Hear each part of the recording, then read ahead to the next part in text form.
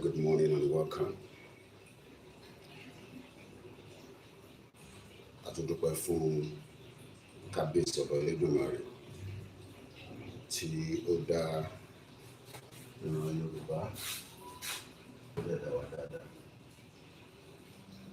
Àdúpẹ́ fún ọba tó ròyìn wá ó dẹ̀ fún wa ní ọgbọ́n àtòyè tí ó dẹ̀ ń ti ìṣọ́ ẹ̀ tó fi ń ṣọ́ ilẹ̀ Yorùbá. Bí ẹ bá ti ń wọlé, ẹ bá wa máa pín program wa kí more people lè join wa. Ká lo a bit of the time ká ní ká sáré fi bára wa sọ̀rọ̀. Mo kí wa ní kíkí ọlá pé a tún kábọ̀ sórí ìkànnì wa tí a ń pè ní Koikimedia. Ọlọ́run kó jọ nínú ọlẹ́ ìran Yorùbá kí ogun má dé bá wa lójijì, kó dẹ̀ jọ kí gbogbo àwọn tí ó yẹ kó dá sí ọ̀rọ̀ pé a fẹ́ kúrò ní Nàìjíríà kó tètè dá sí kó má pọ̀ ju bó ṣe yẹ lọ. So please share the program and invite others to do so, so that we can get more people in. Mo kí wa ní kíkí ti àlàáfíà, ní kíkí ti Jésù Kristi. Mo kí gbogbo àwa tí a jẹ́ oníṣẹ̀ṣe pé àbọ̀rú àbọ̀yè. Mo kí wa dáadáa. Bí mo ti ṣe ń kí ẹ̀yin bàbá wa àtẹ̀yin ìyá wa tí ẹ̀ ń bá wa lọ nínú ìrìn àjò tí à ń pariwo ẹ̀. Mo kí gbogbo àwọn tó jẹ́ àwọn àgbàlagbà ní ilẹ̀ Yorùbá, àtẹni tó dá sí, àtẹni tó dá sí. Mo kí àwọn ọba orí adé, àwọn ọlọ́kùnkùn ní ìgbádùn tó pọ̀ jù tí Yorùbá bá dá dúró. They will enjoy it more, and I believe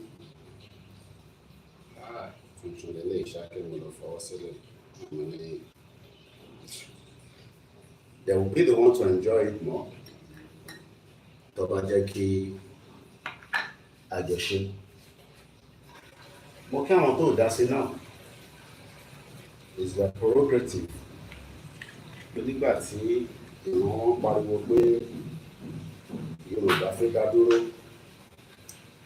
tó bá dá sí déédéé, bọ́ọ̀ dá sí, no problem. Ìyẹn ní kí àwa tí à ń pariwo ẹ̀ ká dákẹ́. Mo tún lọ bẹ́ẹ̀ mo kí gbogbo àwọn tó ń bẹ ní ẹ̀ka gbogbo pátì ilẹ̀ Yorùbá. Mo kí bàbá wa tó ṣẹ̀pẹ̀ ní tán láti Ìlá Ọ̀ràngún ní Ọ̀ṣun State. Mo kí dáadáa bàbá mi. Ọlọ́run Elédùmarè kó jọ kó jẹ́ kí a rí gbogbo yín pẹ́. Mo kí yín ní Òkun, mo kí yín ní Kwara State. Mo dẹ̀ kẹ́yìn tí ẹ gbà fún bàbá wa olóyè.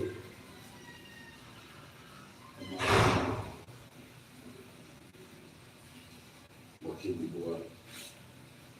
Mo kí Professor Akitoye. Ọlọ́run tó pọ̀ lọ́rọ̀ ẹni bàbá fún wa. Ọlọ́run jẹ́ ká rí bàbá pẹ́ dáadáa. Mo kí bàbá wa Akitoye.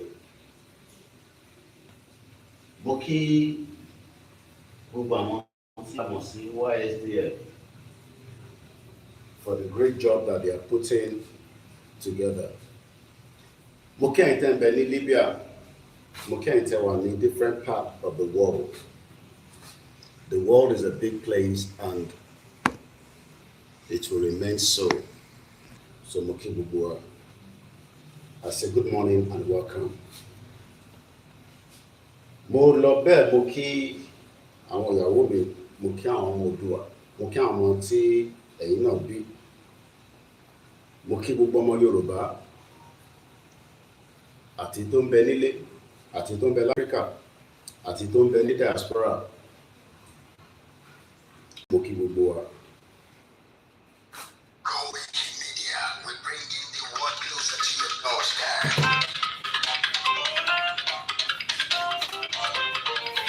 Koikimedia, Koikimedia, Koikimedia, we bringing the world closer to your doorstep. Koikimedia, Koikimedia, Koikimedia, we bringing the world closer to your doorstep. I was a lullaby, I was a Saturday. Ìgbéde lárugẹ nílẹ̀ Oòduà o, àwa gangan ni bàbá.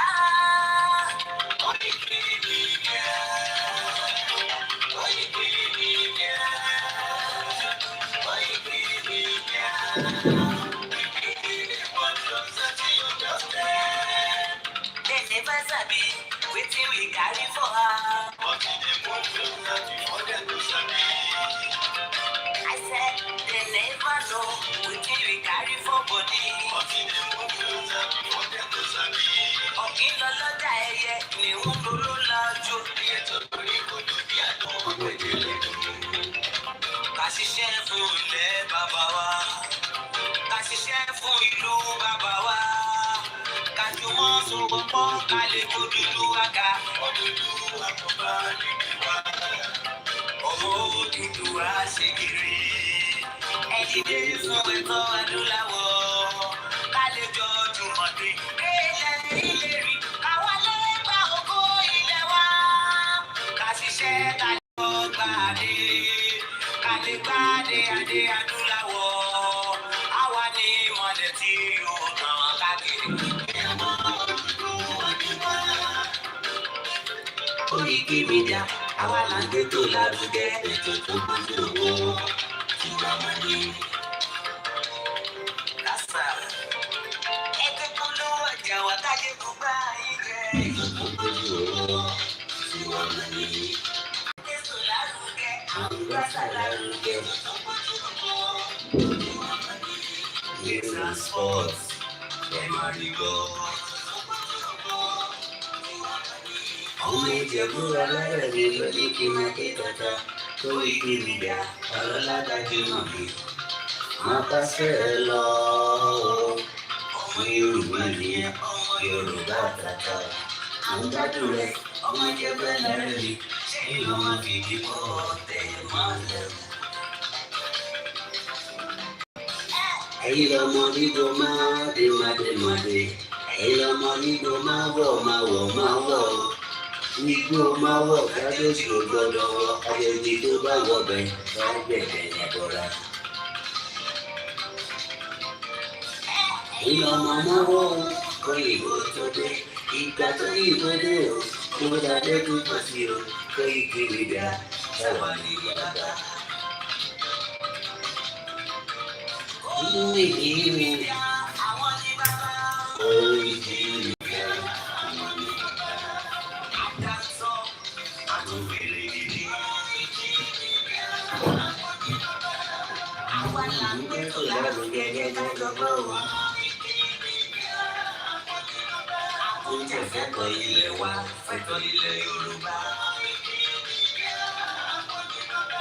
Oòduà ni wá o, kọ́kọ́kọ́.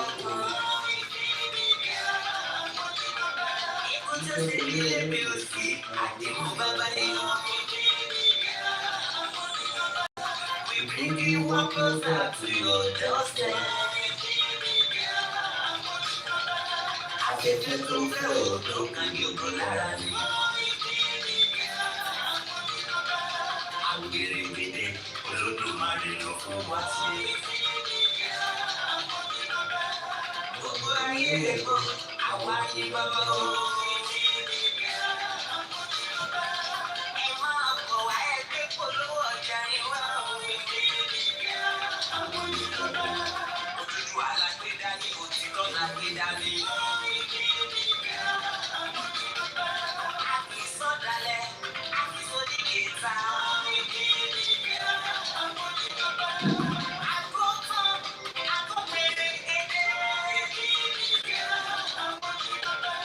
Koikimedia will bring you one closer to your doorstep.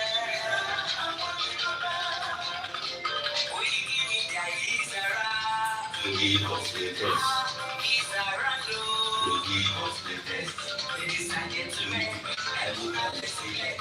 I can see a God. Ladies and gentlemen, I will not select. I can see a God. Koikimedia is around.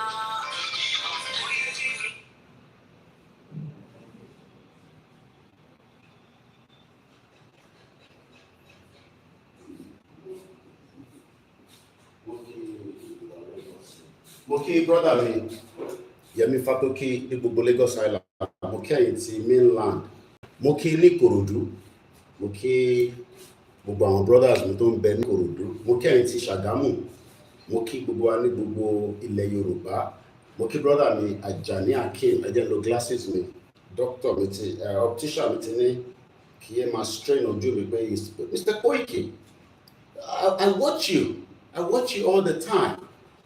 You cannot be on the screen continuously. You need to put glasses on. Money, how do you know? Honey, I watch you. I watch your program. Though I don't understand your language, but I know what you are fighting for is the right cause. Just keep fighting. You will get there. Some people will believe, some people will not believe. Just continue to promote Yoruba people. Money, do you know about Yoruba people? Yes, Yoruba people. We know about them. Okay, brother me, Masbi, mo salute fún ẹ. A máa play audio Masbi náà láàárọ̀ yìí. Ẹ jẹ́ sáré kàńtẹ̀ torí mo sì máa ń ní kó tó lọ.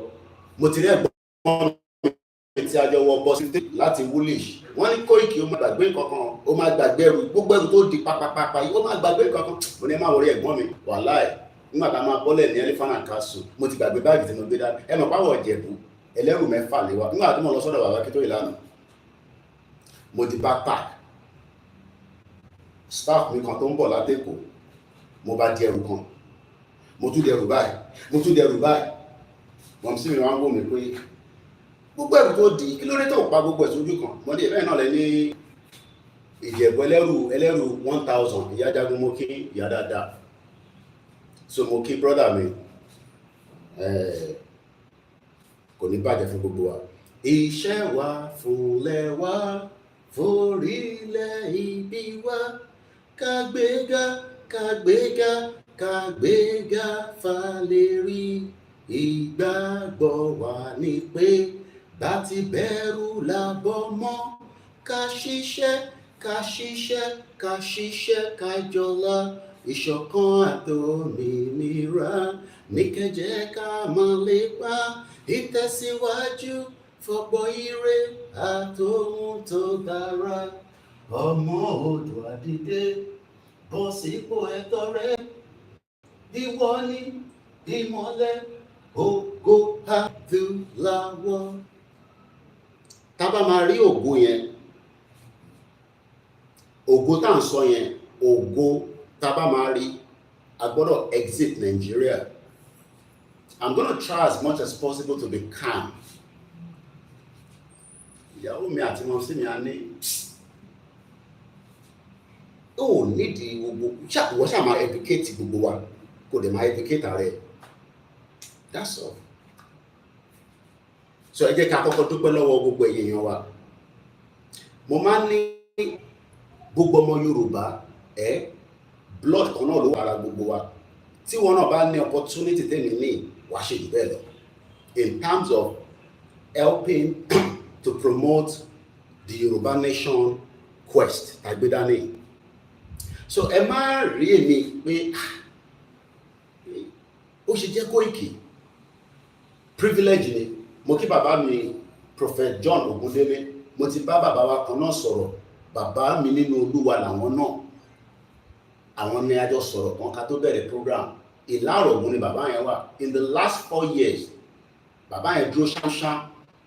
Tó bá pe rally láàárọ̀ yìí at his age up to bí bàbá náà ti máa fẹ́ mọ bí 70, àwọn ló máa lead wọn ní Ìlà Ọ̀ràngún.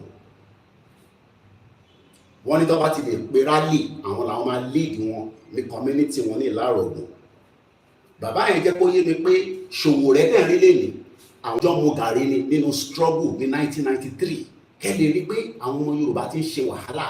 Bàbá mi Prophet John Ogundele 21 years ló fi gbé ní UK kí Ọlọ́run tó ní kó padà wá sí ilẹ̀ Yorùbá láti máa ṣe nǹkan ṣe lọ. In that 21 years làwọn ti rí pé Yorùbá gbọ́dọ̀ dúró. Mo kí ẹ̀gbọ́n mi dáadáa Comrade George Akínọlá.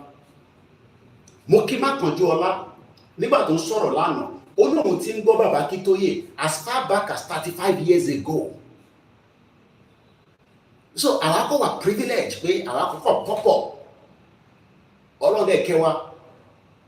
But in tó wá jẹ́ kí Ọlọ́run kẹ́ wa ni pé Ìgbòho Òòṣà. Ibẹ̀ mo ti kọ́kọ́ fẹ́ mú ọ̀rọ̀, but mo kọ́kọ́ fẹ́ kẹ́yìn tẹ́tẹ́ wà lórí ìjókòó. Mo dẹ̀ fẹ́ kó pẹ́ ká máa kíyín kó di pé a máa lose plot. So mo kí gbogbo ẹ̀yin tẹ́tẹ́ wà lórí ìjókòó. Mo ní èmi ni last man standing. Àfi tí kò bá sí Ọlọ́run ọba lókè. Mo kí ẹbí mi lọ́mọ lẹ́ẹ̀kan sí. Ó ní ó máa lọ Áfíríkà, má tọrọ owó flight. Tó bá dé Áfíríkà ó lè ní káwọn èèyàn ràn ẹ́ lọ́wọ́, but má jẹ́ kí o jáde sórí social media kó sọ fún wọn pé kó sanwó flight ẹ. Whatever the cost tó máa gbé ẹ dé Áfíríkà àti gbogbo ibi tó ní o fẹ́ lọ within Africa, lọ kọ jáde fún mi, fún ẹ̀gbọ́n ẹ ní itinerary ẹ, kó bẹ book èyí tó máa wọ plane lọ. Mo ti wọ plane lọ sáwọn African country kan in and out because mo lọ ṣe àwọn documentary kékèké kan. Àwọn míì wà kò ń ṣe fún public consumption, àwọn míì wà consultation. Kò lọ sí Kenya ni torí mo trust wọn ní Kenya. Nígbà tí mo fún wọn sí mi ní bill, owó bill yẹn báyìí ó ní bó ló fẹ́ kí n sanwó yẹn sí. Mo jẹ́ bá san fún mi, èmi máa fi ra equipment ni o, ẹ san fún ẹ̀gbọ́n mi wọ́n ṣọ̀rọ̀ £5,000. So mo dúpẹ́ lọ́wọ́ ọmọ sí mi dáadáa. I have been nursing to come to Africa in the last 3 years, but Ìgbòho ní ó need láti wá sí Africa. Mo ní láti rí ẹ bàbá. Ó ní kí n má wọrí. Ó ní òun máa gba freedom òun. Tó o bá dẹ̀ gba freedom òun máa wá yọjú sí ẹ ní London. Ṣé rántí pé olóyè wá sí London, ó wá rí mi ní London. Pé ó ní tí Moses ò bá lè lọ bá kinní kan, lọ bá mountain, lọ bá kinní kan. So mo kí olóyè Ìgbòho dáadáa. Mo wá lọ bẹ́ẹ̀ mo kí gbogbo ọmọ Yorùbá. We are all special human beings in our own field. Èmi lèmi mọ star mi. Olúkálùkù ló mọ bí tó gùdì sí. Tẹ́ bá ní ká bẹ̀rẹ̀ sí ń ṣe nǹkan míì tó yàtọ̀ sí ká sọ̀rọ̀, ṣe ni máa wò yín báyìí.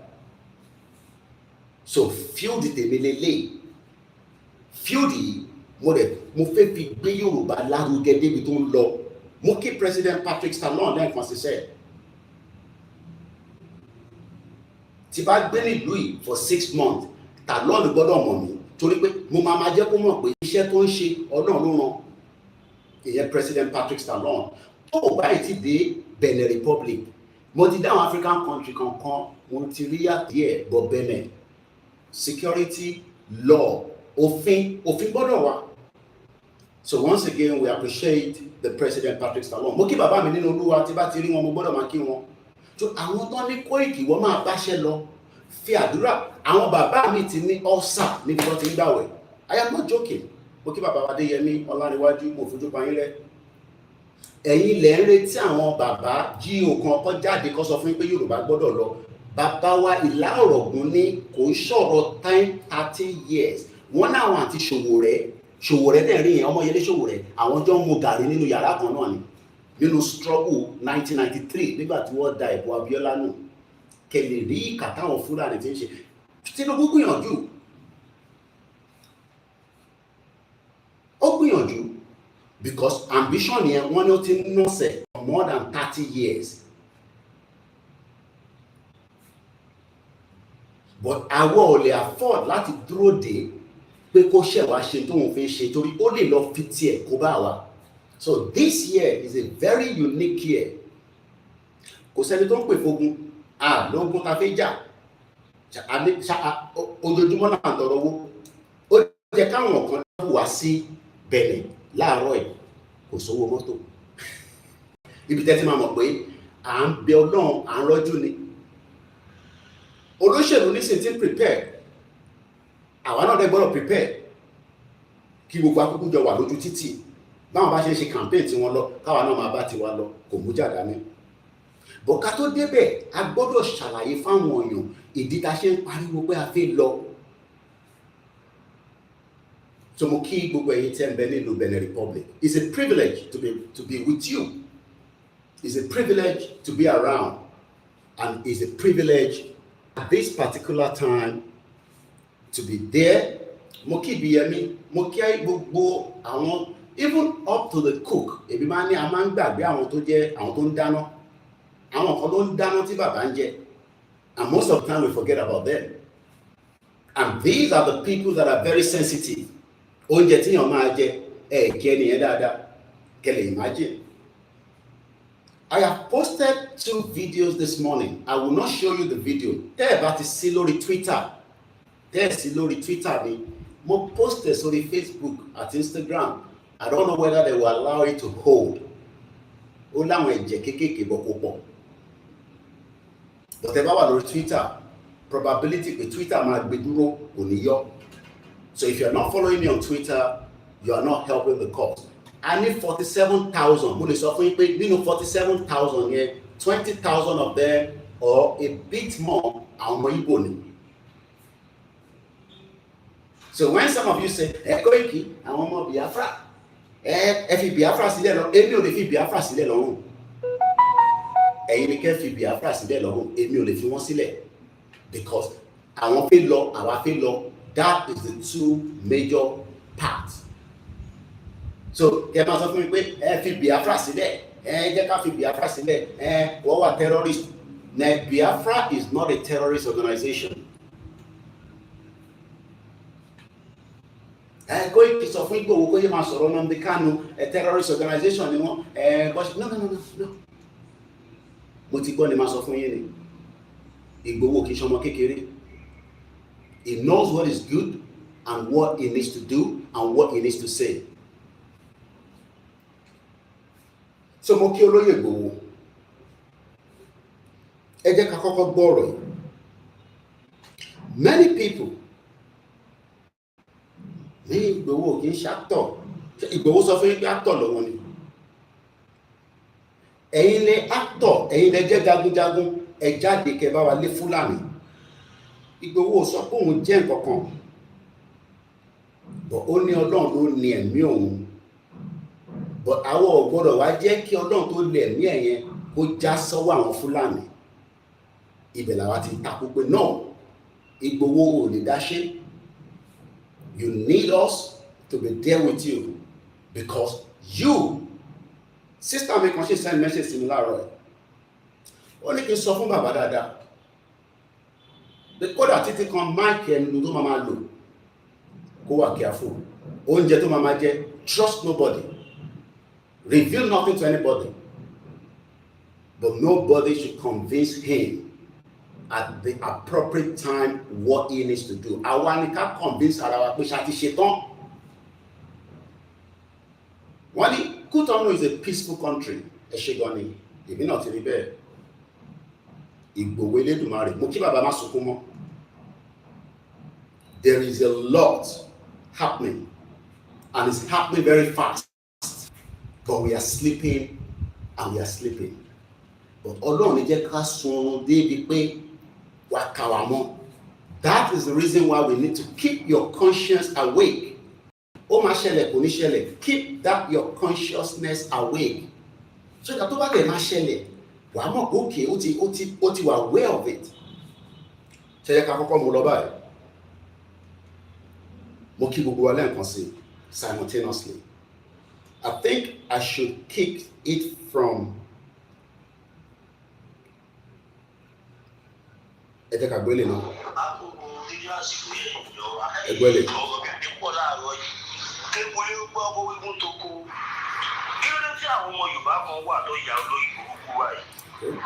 Kí ló dé tí àwọn ọmọ Yorùbá kan wà tó jẹ́ wípé tí wọn ò bá ti fi pè ránṣẹ́ sí wọn, wọn kì í pè fún àlàáfíà tàbí kó ṣe àlàáfíà tàbí kó wà nínú àlàáfíà. Ó mà ṣe o. Ilẹ̀ Yorùbá yìí náà la tún ti ń rí àwọn kan wíníwíní tó ń kóra wọn jọ tó ń sọ pé olóyè ò kì í ṣe jagunjagun. Ẹ pẹ̀lẹ́ bàbá jagunjagun. Ilẹ̀ Yorùbá yìí náà la ti ń ráwọn kó tẹ̀lé tẹ̀lé Yorùbá yìí. Torí tẹ bá wọ àwọn òpònú tó ń sọ̀rọ̀ yìí fi pé àwọn tó jẹ́ pé in 15 years kò kọ́ lè máa wà nílẹ̀ kan wọn ò gbélé wọ́n lè mọ̀ pé ẹni tí ò bá ti gbélé tó bá òun ló máa tẹ̀lé kan tó ń lọ nílé tó bá kó ní tẹ̀lé kan tó ń lọ nílé ẹ̀yìn láyà ẹ̀ sọ pé olórí yóò kì í ṣe jagunjagun olórí burúkú yín ìjọ tẹ̀lẹ̀ tí ń ṣe voice note tẹ̀ tí fi ń ránṣẹ́ ṣe mistake wá sílẹ̀ Yorùbá wá dá mọ́tò ordinary local security kẹ́tì ẹ̀dá mọ́tò wọn dúró tàbí àbíkẹ́ṣe anything. Àwa mọ̀ pé you are all paid to be doing this. We knew it. Torí ẹ̀ lẹ́sìn pàwọn àtàjọ ọmọ olóyìnbó kájọ ọmọ ọkọ àdáyé lòun. Àwọn tó ń darí lòun náà ọmọ ọkọ ni wọ́n o. Ṣùgbọ́n ọkọ̀ ń wò pé kó má dàbí pé rò pé a ò gbọ́ tá à ń sọ àkókò ń gbọ́ àfihàn wíwá gidi ni. Torí pé àtọ̀dún tẹ̀ ti ń pariwo ẹ tó gbá ẹ tó lè ẹ tó gbá ẹ tó gbogbo mọ́tẹ́ ẹ̀ sọ pé ẹ tó tí ṣe mistake ìṣẹ̀yọ kan bẹ́ẹ̀ ẹni tó lọ bẹ́ẹ̀ lò tó jẹ́ pé tó bá sọ nǹkan márùn-ún ló máa ṣe àfẹ́ tó bá kánjú ló máa ní mẹ́rin ló ṣe wípé kò ti ṣe karùn-ún ẹ wá fi ń wé ẹ̀ tó jẹ́ pé ẹnu lásán ẹ̀yẹ ní yẹ̀yẹ́ kẹ̀yẹ ní òfò kẹ̀yẹ ní àdánù tó jẹ́ wípé ibi tí nǹkan ti máa bàjẹ́ ibẹ̀ lẹ́yìn máa ń wà kí olóyè gbowó ọ̀lẹ́ ní. Níjọ́ kìíní àná tí wọ́n pààyàn sí olóyè tó pa kòkòrò ní ìgbà tí olóyè wà lé ìwé ò lè ṣẹlẹ̀ wọ́n máa pa kòkòrò àwọn àtàgbọ́pọ̀ àwọn ọmọ ọ̀síláàrí pa kòkòrò tó gé orí kòkòrò. Bí gbogbo ilẹ̀ Yorùbá ṣe tóbi tó àwa ta lọ sí olóyè ìjọ yẹn àtò táàtì àdèmú àwa tá lọ bẹ ìjọ ìyá mọ́ra wa gbogbo èyí tẹ́ bá ń sọ pé ẹjẹ́ bá kọ yìí níbo lẹ wà ẹ̀yin tẹ́ sọ pé lẹ́yìn kì í ṣàkè níbo lẹ wà ìjọ kìíní àná tí wọ́n àkàkiri olóyè àtẹ́lẹ̀dá wọn nìkan máa ní ẹ̀yàn mú àdìrá dáradára tẹ́ ń sọ̀rọ̀ níbo lẹ wà olóyè òṣè àtọ̀ olóyè òṣè kìíní kan olóṣè ẹ̀yin náà ẹ̀ sọ ṣẹ́gun kí mo máa ń sọ kankan tẹ́ bá lè lọ wo dáadáa the same set of people tó ń sọ̀rọ̀ yìí àwọn náà ni wọ́n ṣe sọ̀rọ̀ àwọn arílẹ̀ má ṣe àwọn character assassinator yeah that's what they are character assassinator àwọn tó máa ń lò láti fi fààyàn wálẹ̀ ẹ wá ṣe mistake ni tó bá jẹ̀bi nìyí màá ti gbà fún ọ̀gá mi ẹ wà tó ti ń fa olóyè wálẹ̀ kó tó di pé gbogbo yín gbójú yín kó tó di pé àtúnyèsí pé àwọn báyìí ni ká tó mọ̀ pé ẹ̀yin báyìí lẹ́ẹ̀ sọ àwọn ọ̀rọ̀ yìí látijọ́ yìí láti gbà yín tí oṣù ọdún mẹ́ta tẹ̀tí ń tako olóyè kàkà kó máa dé ẹmọ wálé ó máa ń lọ sókè sí ni kàkà kẹ́yìn ti dára kan káti ẹ̀mọ́ pẹ́yìn tẹ̀ ń sọ̀rọ̀ yìí ẹ̀tọ́ ẹyọ kan of 100 nothing to show off ẹ̀kọ́ náwó sì pẹ̀ ẹyọ kan tó jẹ́ ìlẹ́sẹ̀ ilẹ̀ Yorùbá tọ́wọ́ máa sọ lọ sọ́bọ̀ wọn nígbà táwọn ń bọ̀ àwọn Fúlàní kan kó máa lù kọjá àwọn ṣe kínní kan gbogbo sókè yóò jù bẹ́ẹ̀ lọ ìrọ́dẹ̀ ìyẹn náà Fúlàní òyìn kó máa lù kọjá tẹ bá lọ sẹ́yìn kọlẹ̀ wà lù ní olórí burúkú ní tó bá sáwọn tó ń dì èmi mú ṣọ̀gbọ́n apàbàtà apàjọjọ wọn jẹ́ sẹ́mi wà náà ẹni tí ẹ̀kọ́ ṣe gbà nígbà tẹ́mi wà lé ẹ̀ lọ bìrì ìdẹ́yìn fi ń ṣẹnu tẹ̀ ń dánù yìí nígbà táwa wà lé kábíyèsí Elédùmarè kí yóò gbọ́dọ̀ máa ń yínra ẹ̀ lọ́bẹ̀ yìí tẹ̀ ń fọwọ́ ránṣẹ́ sí àwọn tó dì èmi mú tó àwọn ẹni bí èèyàn tó ń bá mi sọ̀rọ̀ ni mo ṣe dákẹ́ tí ó bá rí bẹ́ẹ̀ ẹ̀yin ẹ̀wẹ̀wẹ̀ sọ̀rọ̀sọ̀rọ̀ ní mí ní ṣòkè ní ṣe kí ni ní ṣe dáadáa olóyè gbogbo lè fẹ́ fi kọ́rọ̀ sọ àtàgbà tọmọdé yín kẹgbéra yín wò you guys are not mature. Téèyàn bá fẹ́ bá ẹni tí gbogbo ìlú ń fẹ́ téèyàn bá fẹ́ bàjá tàbí téèyàn bá fẹ́ fà wálẹ̀ èyí máa ṣe oúnjẹ ní òṣì ṣe ni tàbí kéèyàn tiẹ̀ ṣe orúkọ tẹ́ni yẹn ń ṣe kẹwàá jẹ́ kó máa yé wọn pé ẹ̀kọ́ tí ẹ̀ ṣiṣẹ́ lè ní o sì àṣìpọ̀ lẹ̀ o ààrí kọ̀ọ̀kan láti jọ ẹnu lásán dẹ̀ ní ẹ bá máa sọ̀rọ̀ sọ̀bọ̀ dájà gbòwò ni wá báwo la ṣe ní jájá gbòwò ẹni tí ó sọ̀rọ̀ tó ń ṣe nǹkan tó bá tún wá sọ̀rọ̀ nǹkan kọ̀m̀pẹ́ẹ̀tù èyí tó jẹ́ pé gbogbo voice note tí tabata fẹ́ gbé jáde ẹ fi fàyàn wálẹ̀ ni bẹ́ẹ̀ni èèyàn wà nínú ẹ̀ wo voice note àwọn olórí burúkú tí wọ́n máa ń sọ̀rọ̀ yìí ìjẹ́ lè fi voice note ní tí wọ́n ti sọ bẹ́ẹ̀ lè rí voice tí wọ́n bá fà ìgbòho wálẹ̀ tí wọ́n bá fẹnu fẹ́ fà ìgbòho wálẹ̀ wọ́n á fẹ́ fẹnu fa bàbá Adébánjí wálẹ̀ wọ́n tàbí kọ́ fẹ́ fẹnu fa Koikimedia wálẹ̀ tàbí World Media tàbí Yèyé Dára YSCM tàbí Fẹ́lódùn ẹ lọ jẹ́ àwọn afẹnu fàyọ̀ wálẹ̀ ni wọn ò lè láṣẹ lẹ́nu tó látọ̀dún tí ẹ tẹ́tí gbogbo àwọn tí mo dárúkọ yìí mi ò gbọ́dọ̀ kọ́ wà ní wọn tó ti wálẹ̀ one of them ẹ lọ orí ara yín kẹ lọ sun mẹ́ta tọmọ Yorùbá ń sùn kẹ lọ ṣe kí ni ẹ lọ sun mẹ́ta tọmọ Yorùbá ń sùn àìdárúkọ yín kò ń ṣe tìbẹ̀rù àwọn tó ń tẹ̀wá mọ́lẹ̀ yìí tí mo ṣe yìí gan mo mọ̀ pé àwọn kan tó ṣì máa kọ́ṣọ̀ pé kò yẹ kí n dá olóyè burúkú yín lóhùn pé mo ṣáà ti mọ̀ pé failure ní ìkọ̀kọ̀ bẹ́yẹn kẹ lọ wá nǹkan ṣe go and find something doing dandan kọ́ ni kẹ́yìn náà ṣáàyìn ọlọ́run ló bá fi hàn ẹni tó lọ́wọ́ bá fi hàn kò lè ayé ò lè rí ọlọ́run ló fọmọdé yẹn mọ́ hàn ẹgbà fọ̀gà yín ẹgbà fọmọdé yẹn mọ́ kéde ọlọ́run ọmọdé yẹn mọ́ lọ́lọ́run fi hàn gbogbo àwọn tí wọ́n ti gbógun tọmọdé yẹn mọ́ ewó ni òkè ń padà di òtún pẹ́ẹ́tẹ́ ẹ lọ́wọ́ dáadáa ẹ̀yin tẹ̀ sọ̀rọ̀ yìí gan ayé yìí ti bàjẹ́ báyìí torí ta ló fẹ́ tẹ̀lé kò sẹ́ tó máa ń tẹ̀lé failure ní gbogbo èyí tẹ̀ ká wà ní ẹ̀mọ́ yìí failure ní ṣé ìmọ̀ àti ìgbà tí nǹkan ò ṣe ní màá fi irú ọmọdé àjọba kí tó yé sílẹ̀ màá wá ní mo tẹ̀lé èyí tí ẹ̀ jẹ́ nǹkan kan tó yẹ pé ẹ̀fẹ̀nu jẹ́ nǹkan ni ìjẹ́ nǹkan yín ìbàjọ́ mi ènìyàn ni ẹnu wọ́n sì pẹ́ ẹ̀kọ́ tẹ̀lé sọ pé ọlá àwa pé ọlá yín gbogbo ayé ló mọ̀ bọ́lá ọlọ́run ṣùgbọ́n ọlọ́run ò ní sọ̀kalẹ̀ èèyàn lọ́lọ́run máa lò ọmọ Adéyẹmọ dẹ̀ lọ́lọ́run ló lọ́wọ́lọ́wọ́ ìbàjọ́ mi ènìyàn kò dáṣẹ́ ọlọ́run dúró kàkà kí ibi táyì ti máa mọ̀ pé kẹ́ ẹ̀ ní òòrì kẹ́ ẹ̀ lọ́pọlọ kẹ́ ẹ̀ lórí tẹ̀ ẹ̀ rò ní pé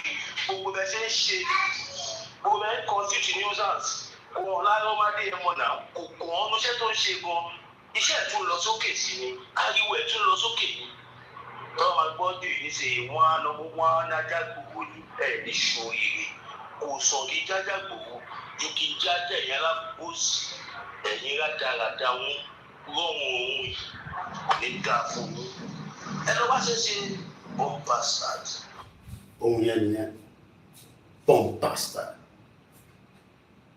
ẹni tó bá ní Ìgbòho mọ̀ ṣe ẹṣẹ́ yìí tẹ́ṣe kí bàbá wa alànà professor mo kí ọ̀yá wa ẹ̀yin tẹ́ ti wọlé mo kí gbogbo ẹ̀yin màmá tó yẹ kó san pension fún tí Nàìjíríà ń fìyà jẹ yín ẹ̀yin tó yẹ kẹ́ máa gbọ̀gùn ọ̀fẹ́ bí mo sì tèmi náà ṣe ń jàǹfààní ẹ̀ ní United Kingdom ẹ̀yin tó yẹ kí ìjọba máa tọ́jú tí ìjọba ò rí ti yín rò gbogbo ta ṣe ní afẹ́ tẹ̀lé olóyè Ìgbòho bàbá Akíntóyè YSDM àti gbogbo ọmọ Yorùbá àjọ̀dọ̀ délẹ̀ lérí mo kí bàbá mi Prince Adébáyọ̀ Ṣítù mo kí gbogbo ẹ̀yin tẹ́ ti darapọ̀ mọ́ wa mo kí Ọlákúnlé ẹ jẹ́ ká máa tẹ̀síwájú ẹ ti gbọ́n tí masbi sọ ṣe rí wọ́n ní dánwò ló bí ìyá ọ̀kẹ́rẹ́ kò sẹ́ni kankan tó ń stop èèyàn kankan but ẹ bá lè ṣe more than ìtòlóye ṣe bonus ló máa jẹ́ fún wa but as we speak today àìtí rẹ ni tó pass record ẹ̀ and what are the record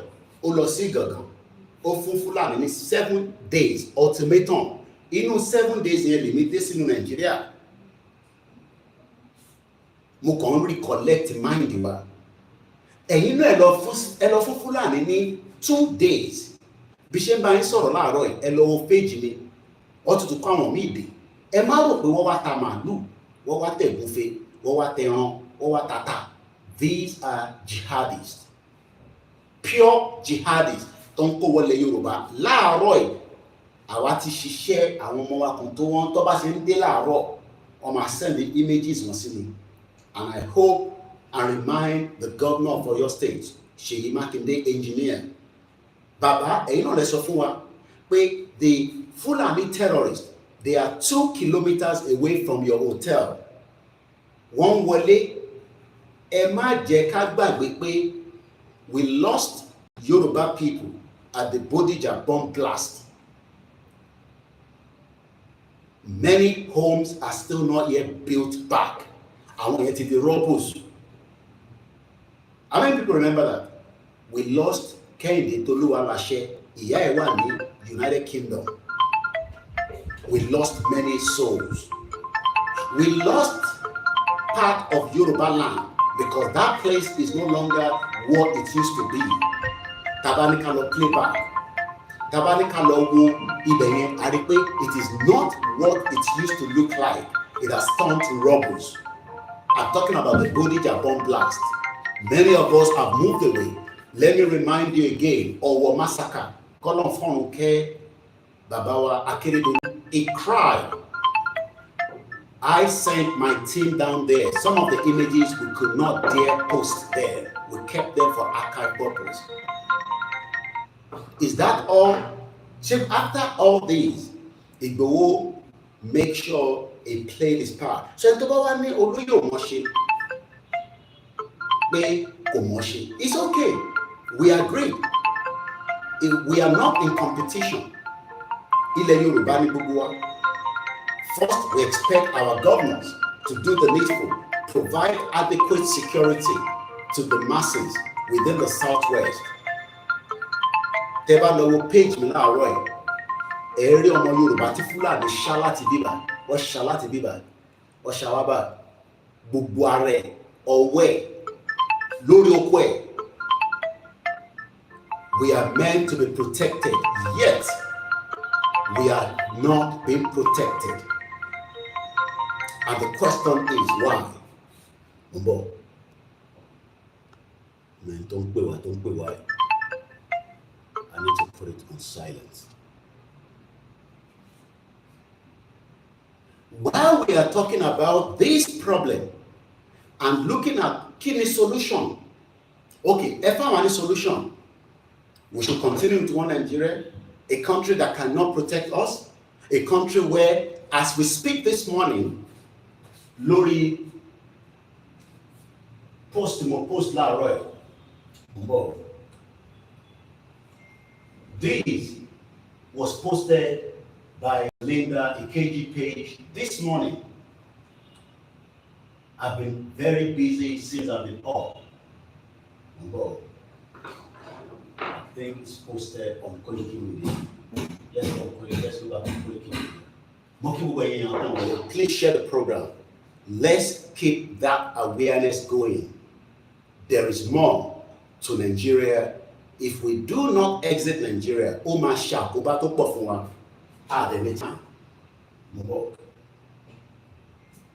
headline.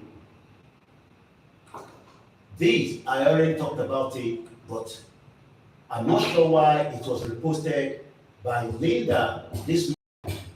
But I'm going to tell you, this I cropped from Linda KG page this morning. You might not be able to say, don't worry about that. If you want to say, go and look at my page.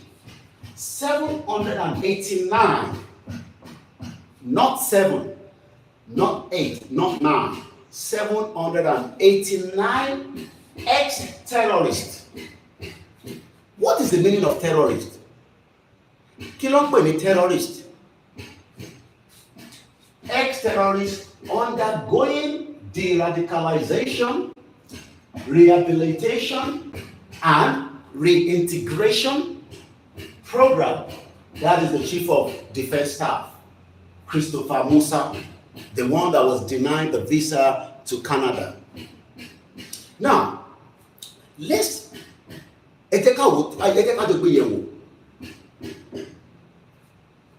the agenda that they are doing is becoming clearer, and you would expect a president that Fulani to put a full stop to this.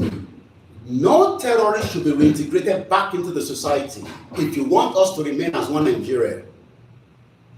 But that agenda continues because nobody is questioning why are we bringing ex-terrorists back into the society.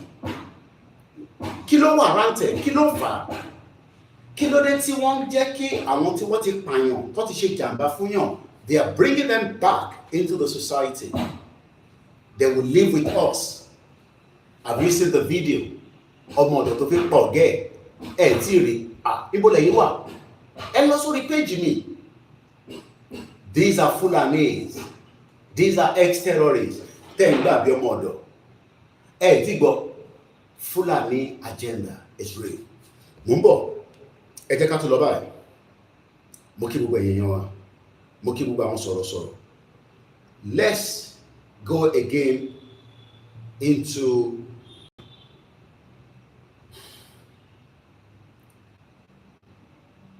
I will not show this video, but listen to this.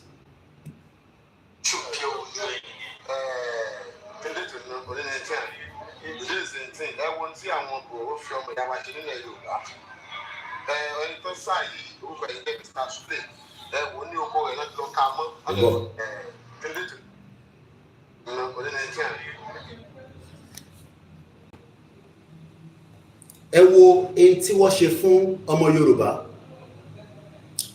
Ilé lẹ́fẹ́ ká máa sọ lójoojúmọ́. Ṣé rí bọ́ ṣe ṣapa? Tẹ́ bá sọ fídíò dáadáa, ẹ lọ sórí page mi.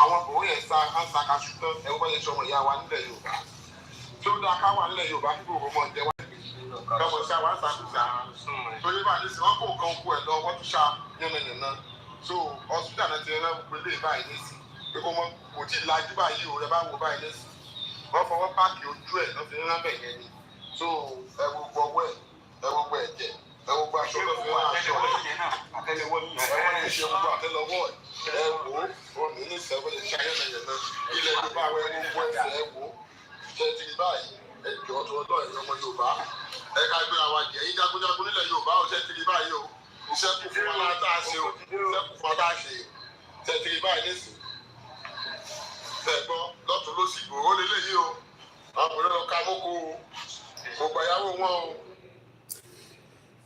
We saw the governors in Lagos State. Wọ́n wá together. Wọ́n náà fi wo kí ló ń ṣẹlẹ̀ sí ètò ààbò ní ilẹ̀ Yorùbá àti ọ̀rọ̀ Sharia. Kò ń ṣe ní láti rí àwọn ìpàdé bẹ́yẹn tó ń wáyé, but a rí any outcome. While we are still in a country called Nigeria, kí ló dé tí wọ́n fún wa ní ètò ààbò? Why are people shying away from talking about the insecurity? Àwọn tó fi lọ sóko, wọ́n lè lọ sóko. Ẹni tó wà nínú ilé, wọ́n tún wá àtàkẹ̀ mọ́nú ilé. And yet, à ń sọ pé solution tó kù ni pé ká lọ mobilization of our people to prepare for our exit out of Nigeria. We need to mobilize. Not in thousands. We need to mobilize in millions. And that is the job for every one of us. It's not a job for one person. Whatever you can do now to mobilize our people, when we are told to come out, we need to be out there talking about our exit out of Nigeria. But if we fail to get this right, every single one of us will be in danger. And this is why we are saying to the current government that divide Nigeria is the solution that we can only be talking about now. Nothing more, nothing less. ẹ jẹ́ ká gbọ́ ilé. Ajìjàgbara akíkanjú obìnrin adúláwọ̀. Ajìjàgbara akíkanjú obìnrin adúláwọ̀. Ajìjàgbara akíkanjú obìnrin adúláwọ̀. Mo kí gbogbo ẹ̀yin bàbá mi, mo kí gbogbo ẹ̀yin màmá mi pátápátá nínú ilé yìí. Lórúkọ Jésù àrùn ṣe lásán mo dẹ̀ kí gbogbo ẹ̀yin màmá mi pátápátá. Ẹ̀kọ́jọ́ méjì ìjọ mẹ́ta, ẹ̀ka rẹ̀ kásán ìkálẹ̀ káàkiri tó bá gbá wa pátápátá. Ẹ jọ̀ọ́ mo fọlọ́run bá bẹ̀rẹ̀ má sọ pé ọmọdé ìṣèbí kì í sọ̀rọ̀ kí ló wá gbé wọlé lénìí. Àwọn tó kì í sọ̀rọ̀ ní bá àbátà àbá sọ̀rọ̀ sínú ilé. Ìyẹn ò ní sọ wípé ká má ṣe kíni ká má mọ nǹkan tí wọ́n ń ṣe bẹ́ẹ̀ o. Ìyẹn ò dẹ̀ ní ká má mọ pé bí kan ṣe lọ lélẹ́yìí. Àmọ́ o, mo dẹ̀ kí ẹ̀yin màmá mi pátápátá pé ẹ kú iṣẹ́ takuntakun. Lórúkọ Jésù Ọlọ́run adé ìgbìyànjú ẹ̀yin màmá àti gbogbo apáta ní Yorùbá ní ṣàkóso-ládé. Ẹ jọ̀ọ́ ẹ̀yin bàbá mi, ẹ̀yin màmá mi tó ń dífá. Ẹ̀yin mo fẹ́ bá sọ̀rọ̀ nínú ilé yìí.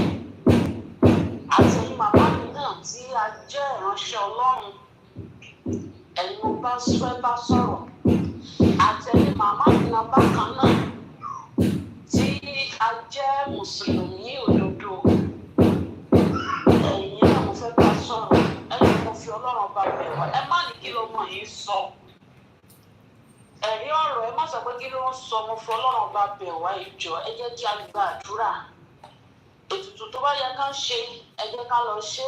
Àdúrà tó bá yẹ ká gbà, ẹ jẹ́ ká gbà, mo fi Ọlọ́run bá bẹ̀ wá. Ohun tí mò ń rí, àwọn tá a máa fi gbàdúrà ogun tó máa dédé wọ ilẹ̀ Yorùbá lójijì. Ogun tó máa dédé wọ ilẹ̀ Yorùbá lójijì tí ọlọ́mọ ò ní mọ mọ́. Tí wọ́n sọ wípé ìbọn táwọn gbé dá nítorí lójú ìran Yorùbá kan tá a fi wọ̀n mí ni. Wọ́n gbé ìbọn yẹn, wọ́n ní ìbọn yẹn ò tẹ̀ ṣiṣẹ́ mọ́ báyẹn, àlùwó lẹ̀ ká ń lò. Ẹ̀rọ ẹgbọ́n ní kálukú bá ti dira ní. Gbogbo ilé oníṣẹ̀lẹ̀ báyìí a ti sọ fún ní kálukú kó lọ mọ́ dira. Nínú ìrìn àjò ẹni tó bá lè dira kó lọ dira wòlíì ní mí o. Ṣùgbọ́n Bíbélì sọ wípé ó lóun fi ewé àti egbò ó lóun fi ṣe àìlera ẹnìkọ̀ọ̀kan wa. Ẹni tó bá lè dira kó lọ dira nílẹ̀ Yorùbá òdodo ọ̀rọ̀ ni mò ń sọ. Torí ohun tí mo rí tó àgbà ọba ẹ̀kọ́ ní kálukú àdẹ̀ ti dira ni.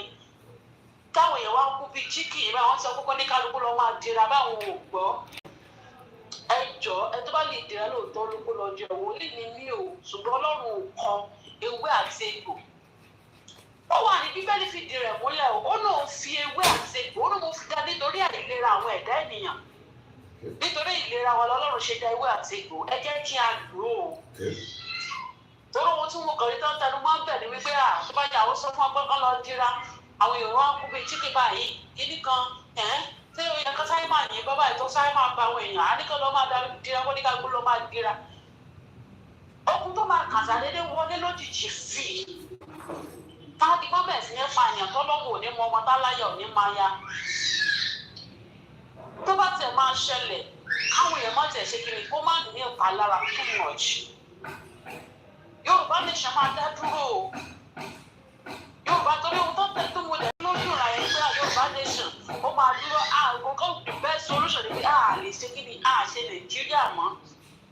Látẹnu ọ̀ṣùgbọ́n kó ní kálukú lọ máa dira. Wòlíì nínú ohun tí mo rí ni mo sọ jáde o. Wòlíì ní mí o. Màmá mi lè ṣẹlẹ̀ rí fún nǹkan tí bá rí orí nǹkan tí ìbàdàn rí lò ní sọ. Ṣùgbọ́n kó ní kálukú lọ máa ṣe kí ni ewé àti egbò kó ní kálukú lọ máa lò. Oògùn ìbọn tó torúkọ Jésù ò ní ràn kò ní bá wà o. Ìbọn tó orúkọ Jésù ò pa kò bá ta o. Orúkọ Jésù ní agbára jó gbogbo lọ. Ṣùgbọ́n ẹ jẹ́ ká lọ máa ṣe kí ni ká lọ máa dira. Oògùn torúkọ Jésù ò ní gbọ́. Ìṣẹ̀lẹ̀ torúkọ Jésù ò ní dójú pé òun ò tẹ̀ nílé rántí orúkọ Jésù yẹn mọ́. Kò ní ṣẹlẹ̀ sí wọn lágbára Ọlọ́run o. Ẹjọ́ tí mo rí leléyìí, ẹjọ́ mo fún Ọlọ́run bá bẹ̀ wá. Ohun tí mo kàn rí bẹ́ẹ̀ fún tó ṣe pàtàkì méjì kó ní kálukú lọ dira. Ẹlẹ́ẹ̀kejì, the best solution ni gbogbo ní kálukú ṣe kí ni ó dá dúró. Mo rí báwọn èèyàn dìde. Ó dìde ṣùgbọ́n bó ṣe dìde yìí. Ó tó lè jẹ́ kán sọ pé wọ́n ṣe rálì ìgbà kíní ìgbà kejì tẹ́gbẹ́ ẹlẹ́ẹ̀kẹta báyìí ni pé ìjà ló máa bẹ́ sílẹ̀ lójijì from nowhere. á dẹ̀ bẹ̀ sí ní máa pa ènìyàn lọ. Ẹjọ́ olùdójú kẹ́lẹ̀ sọ fún mi bẹ́ẹ̀ ni pé wáyé kó ti dira ni ṣé wọ́n á dédé máa kú tú ẹbí adìyẹ. Lórúkọ Jésù àníbá wọn kú tú àníbá wọn kú kó àṣọjọ́. Ohun tí mo rí lélẹ̀ mo ní kí n sọ sí ni ibi tí mo lè sọ sí àti ibi tó jẹ́ Yorùbá tó kù náà mo lè sọ sí. Ẹjọ́ tó lọ Ọlọ́run. God bless you. God bless you too as well. We love you too as well. Mo kí gbogbo ọmọ Yorùbá. All we do on this platform is to mobilize, to galvanize and create awareness, and nothing more.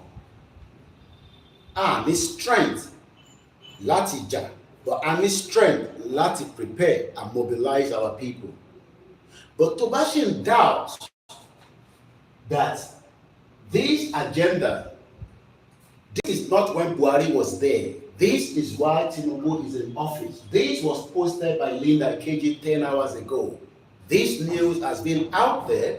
Láti bí ọjọ́ mélòó kan, 789 ex-terrorists who are there, Boko Haram, Lakaruwa, ISIS, many more, àtàwọn tá mọ̀, wọ́n náà àwọn tó ti pààyàn, àwọn tó ti ṣe jàǹbá, tó ti affect many Nigerians from every part of Nigeria. Wọ́n ní wọ́n fún wọn ní amnesty, yet wọ́n fi Ìgbòho sẹ́yìn odi, wọ́n ní kó wà níbi ẹ̀yìn odi, kó má sọ̀rọ̀. Àwọn kan wá ní Ìgbòho ó kàn jàǹtọ́ọ̀kì ni, ẹ̀yin ò dẹ̀ jáde kẹ́ stop all these atrocities. Ẹja gbọ́ ilé ìlú bọ̀. Ẹ kí àwọn gbogbo ọmọ Yorùbá, àdàkùṣẹ́ ìlú, àkókò ìṣẹ́rí, àkókò ọjọ́ ìṣẹ́rí. Òun gbọ́ ọ̀kọ́tà ìrìn sọ̀kè nípa Sunday Adéyẹmọ Ìgbòho ṣá, pé Ìgbòho kì í ṣe actor, ó máa kàn sí dákàjá lẹ́nu. Ọ̀kọ́tà ìlú kan sọ, tọ́lọ́ ń pa wípé Ìgbòho kì í ṣe actor nílẹ̀ Yorùbá pé kí ló ṣe bákan ọkàn. Ẹ̀rọ tí Ìgbòho ti kúrò ní Nàìjíríà lára ètò wà ní Germany. Àwọn ọ̀rẹ́ ọ̀kọ́ tó jáde síjọ́ ìlú, ó tẹ̀ kọ́ lọ́pọ̀lọpọ̀ ordinary ìfọ̀ bí lásán àkọlọ́pọ̀lọpọ̀ Abẹ́òkúta corporation ààrẹ o. Ẹgbẹ́ ọkọ̀ máa parọ́ platform. Ẹ̀lú ní kẹ́ kó tó bá tẹ kó tó ìkọ́nù ẹsẹ̀ lóye débò tó sí bẹ́ẹ̀ ṣẹ̀ṣẹ̀ wọn ká máa pa ohun jagunjagun lẹ́nu. Ẹ̀lú ní òbí yẹn nínú ṣọ́ọ̀bù ìlú púpọ̀ta àìmọ̀ṣùkò tí a ti lọ táàrẹ́ ní bọ̀dẹ̀ á lè máa parọ́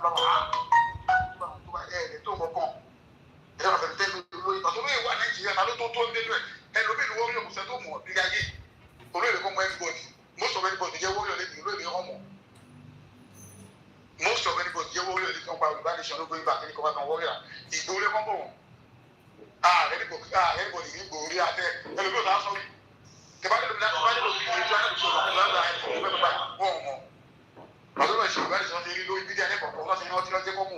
Ìgbòho àwọn aṣèkàtàkàtà ló ń pariwo Ìgbòho yẹ kẹ̀kẹ́ kan ẹ máa fẹ́ tẹ́lẹ̀ olóyè o ó ju àwọn ọlọ́gán o ó ju àwọn gidi gan Ìgbòho ṣe àwọn yóò fẹ́ níbọ̀dì aláyé ńlá ní bọ́dì wa aláyé ńlá níbẹ̀ kú ńlá tá a gbọ́ mọ̀ lẹ́gbẹ̀ẹ́ tá a lè gbé fún yìí ẹlòmíà àrí ṣógbà àrí fíìmù ní àrí táyé ẹ̀yẹ́ máa bá lọ́fà ẹ̀túbà ẹ̀gẹ́ tó kọ̀ọ̀kan. Táwọn ọ̀fẹ́ tẹ́gbẹ́ lóye o, láti tẹ́gbẹ́ lóye a máa bójú ẹ̀gbọ́n jíjẹ, a máa wọnú ara láìní o, a máa wọnú ara wa ní ẹ máa fẹ́ ní tẹ́gbẹ́ lóye, olóyè òṣìṣẹ́ kọ bẹ́ẹ̀, olóyè kọjá gbélé wù yẹn. Ìgbòho ṣàṣìkò tàbí tẹ́gbọ́dì. Ẹjọ́ tó ọlọ́run ẹjọ́ follow everybody, bọ́dá máa yí ká bọ́dá máa sọ. Àsọdá wa yìí sáàfin tẹ́gbẹ́ bá ti sọ̀sọ̀ lóyìn náà wẹ́ àgbẹ̀mẹ̀ kan fún ara wa yìí, kó tó wá bẹ́ẹ̀ yẹn. Tó bá jẹ́ orí ẹ̀kọ́ máa pariwo yàrá ẹ̀ tó wá ti pariwo ọ́, báyìí nípa ẹ̀jọ̀ ìjọba ìṣẹ́ báwo ló ń pariwo Yorùbá ní sọ́dún gbòòyìnbá ta ló bọ́ ta ló ṣe láti ìjọba máa pariwo Ìgbòho òṣàtọ̀ òṣàìtò kẹ́nìbọ̀ náà bọ́ta kó tíra ẹ̀kọ́ lọ sí wò náà kẹ́nìbọ̀ ẹ̀kọ́ tẹ̀ kó ẹ̀ ọ́dá níbi ẹ̀yọ̀ fífi kọ́ta kàtẹ́ rí express kẹtẹ́ rí mọ́ kẹ́ṣó kẹ́tẹ́ ṣí sí gbà tẹ̀ rí ẹ máa fẹ́ tẹ́lẹ̀ olóye o ẹ máa fẹ́ tẹ́lẹ̀ olóye tó bá fẹ́ tẹ́lẹ̀ àmà wọlé fún ara báyìí orí tẹ́lẹ̀ bọ̀dì bí wọ́n bí wa sẹ́ni bọ̀dì ìjọ́jọ́ lọ́wọ́ ẹ kà mọ́tà sí o ìdúrà gbà pé ìgbọ́dà lé o. Mo kí àgbáyé, mo kí gbogbo ẹ̀yin angels wa, mo lọ bẹ́ẹ̀ mo kí bàbá wa Ààrẹ Ọ̀nà Kakanfò lógun ọ̀fẹ́ mo kí dáadáa, mo kí gbogbo àwọn OPC, mo kí gbogbo àwọn farmers hunters, mo kí gbogbo àwọn Àgbẹ̀kọ̀yà, mo kí gbogbo àwọn Afẹ́nifẹ́re, mo kí gbogbo different organization, whether ẹ agree pé kí Nàìjíríà kó ṣe exist àbí àwa tí a agree pé kí Nàìjíríà kó má exist, mo kí gbogbo wa níbikíbi tá bá wà. Ọ̀rọ̀ tó wà nílẹ̀ yìí, ọ̀rọ̀ ilẹ̀ Yorùbá náà ń sọ yìí, kò ń ṣe interest tèmi nìkan mọ́, ó gbọ́dọ̀ jẹ́ interest gbogbo ọmọ Yorùbá, nítorí pé a ti wà nínú problem, a ti wà nínú ewu, kí Ọlọ́run tó nílẹ̀ Yorùbá kó tètè ṣàánú wa, agbára wa sílẹ̀ nínú àdánwò tí a wà nínú ẹ̀. Mo kí gbogbo ẹ̀yin tí ẹ jẹ́ ẹ̀gbọ́n mi, ẹ̀yin tẹ́ wà nílé, ẹ má bínú fún ariwo tó lọ ní surroundings. It is beyond my own control. But èyí tí mo fẹ́ ká understand ni pé kí ni purpose tá a ṣe náà fẹ́ dá dúró. Mo kí brother mi Falana mi wá, mo kí Mr. Sanusi Abbas, ẹ káàárọ̀ sà, mo kí bàbá wa Ọlá J Universe, Gani Olóyèdè, mo kí ẹ o tẹ̀sí wa lójú lánàá, o nínú air condition ìwọ wà ní United Arab Emirates, láìpẹ́ láì jìnnà o máa padà wá sílẹ̀ Yorùbá nígbà tí transformation bá dé tó bí ti UAE lọ. Tá bá lọ wo United Arab Emirates, gbogbo transformation tó ṣẹlẹ̀ níbẹ̀ is still less than 50 years. Kò tí pé 50 years tí transformation tẹ̀ ń rí skyscraper, gbogbo technology, this and that, táwa fi ń fi lọ síbẹ̀ láti lọ ṣiṣẹ́. Mo kí gbogbo ẹ̀yin èèyàn wa, mo kí Mr. Ọláníwájú Ọlálékan, mo kí gbogbo ọmọ Yorùbá pé àsìkò táwa yìí ó ti ní ewu tó pọ̀. Mo kí gbogbo ẹ̀yin tẹ́ ń bẹ ní Òṣòdì, mo kí gbogbo ẹ̀yin tí ẹ̀ ń bẹ ní tá à ń pè ní National Union Road Transportation. Gbogbo àlọ́rọ̀ yìí kàn, the more tá bá takú pé kí Nàìjíríà kó máa exist, the more ó ń drag wa padà sẹ́yìn, kò jẹ́ ká ní progression. Ilẹ̀ Yorùbá lè dá dúró láti lè ṣoríire. Turkey is producing $61 billion tá bá sọ̀rọ̀ nípa tourism. Wọ́n pẹ̀lú kan ní Armenia, 3 million in population, 3 million. Bàbá wa Smith ní Koiki kó tẹ̀lé tó yẹn within 30 years. Nígbà tá bá ti gbalẹ̀ wa, gbogbo nǹkan máa ní pum. Within the first 2 years, we can be able to put security with technology, with humans, to secure all our borders. Everybody ló máa play different role. Role yóò kì í ṣe tèèyàn kan. We are talking about a role that you will be involved as a citizen, whether you are working in the government, whether you are a private citizen, whether you have your own business. Ṣé terrorists lè máa move around ní UK kó má rí kan ṣe sí? Can terrorists move around in America kó má rí kan ṣe sí? We know the agenda. We know those that are funding this agenda because ilẹ̀ Yorùbá ní gbogbo nǹkan wà. Tá bá sọ̀rọ̀ nípa mineral resources, ilẹ̀ Yorùbá ló kú sí. Ilẹ̀ Yorùbá dẹ̀ jẹ́ ibi tí wọ́n mọ̀ pé ó máa darí àgbáyé, and what they want to do is keep us below par. Ká lọ máa wá ìwé l'Amẹ́ríkà, ká lọ máa wá ìwé ní Canada, ká lọ máa fi kàwé ní UK. Gbogbo eléyìí is an agenda by the globalists to make sure pé kí ìran Yorùbá kó má ní àlọsíwájú. Ẹ má bínú, very important is my wife. Mo àwọn program ṣe kò urgent ló ṣẹlẹ̀.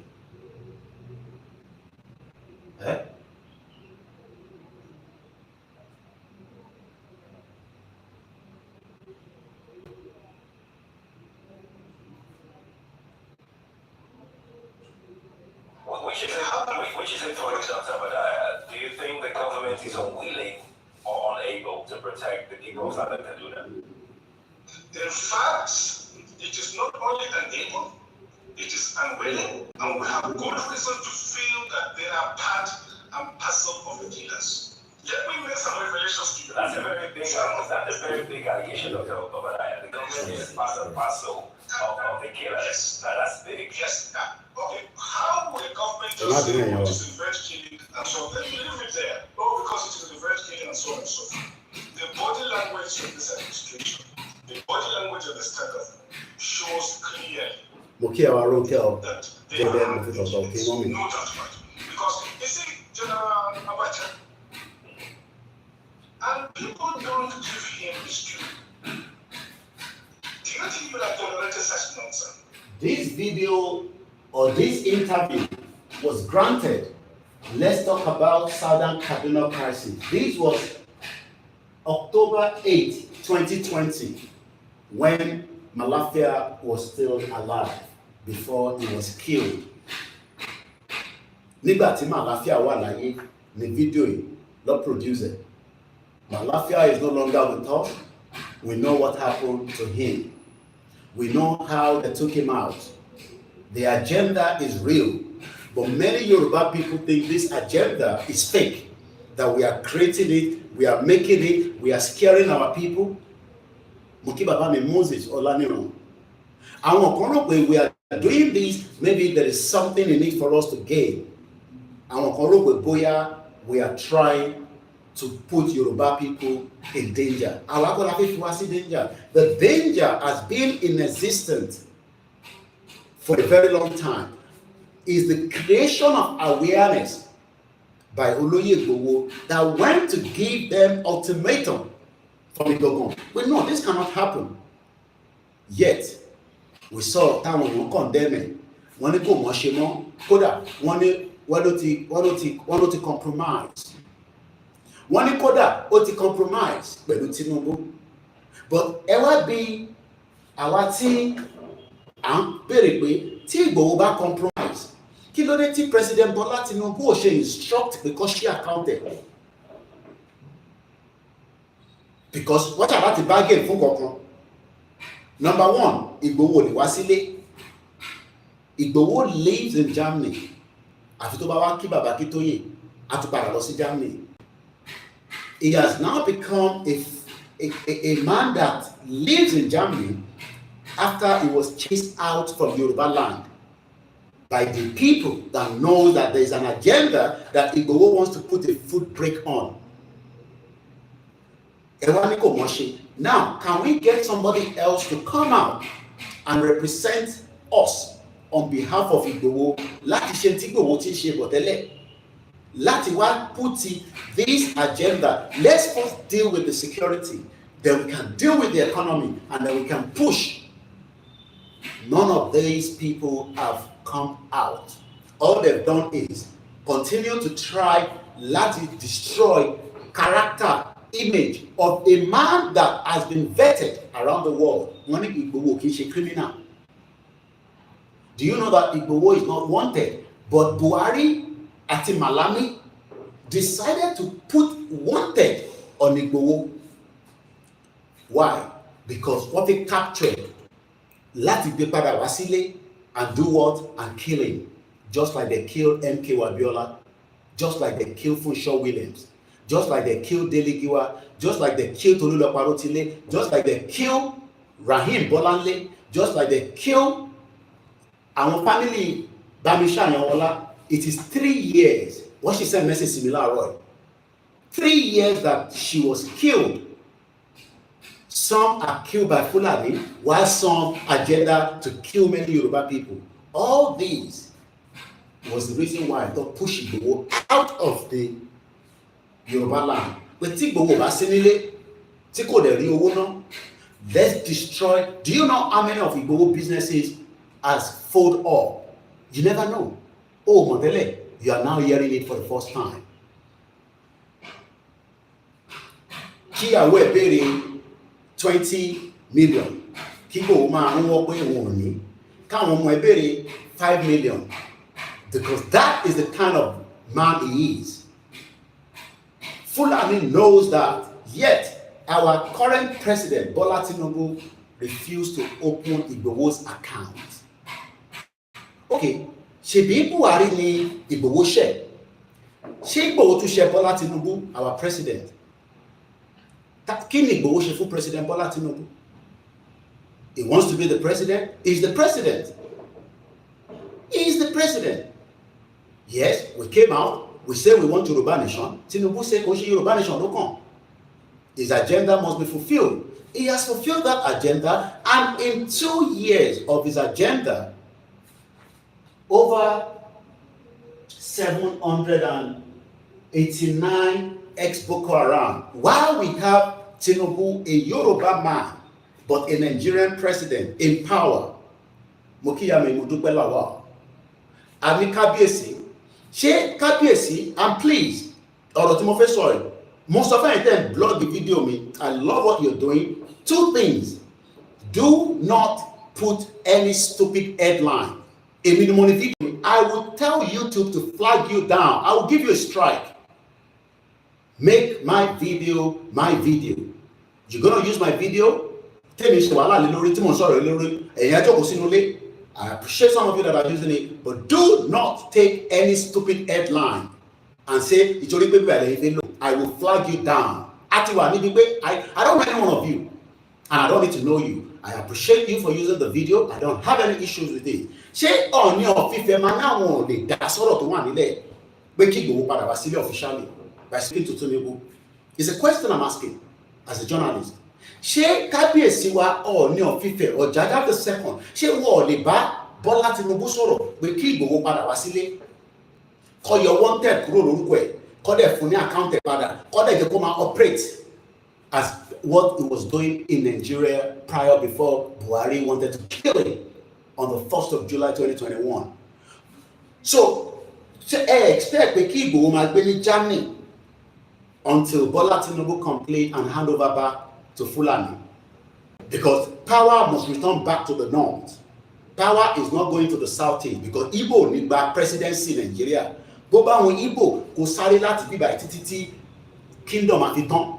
Igbo will never be the president of the Nigeria. They can be the vice president, but they will never be the president, because the agenda is real, that do not allow the Igbos to become the president of Nigeria. We don't like them, they don't like us. There's nothing about it.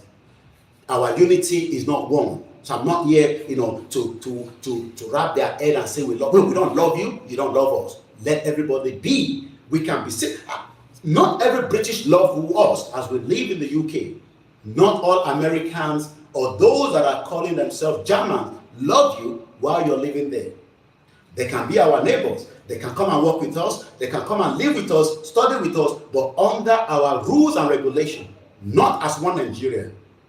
So the question is, if President Bola Tinubu, that some of you then say we go to compromise, kí ló dé tí wọ́n ṣe account ẹ̀ fún? Àwọn ọmọ ẹ̀ máa béèrè $10,000, $1,000. Àwọn ọmọ ẹ̀ fẹ́ lọ holiday. Do you know that Igboho and the children have not been on holiday for a very long time? Do you know that? Gbogbo tó fi operate as business as collapse. Wọ́n wọnú ilé, wọ́n destroy, wọ́n pa Àdùgún àti Àfà Saheed. Wọ́n pa wọn sínú ilé.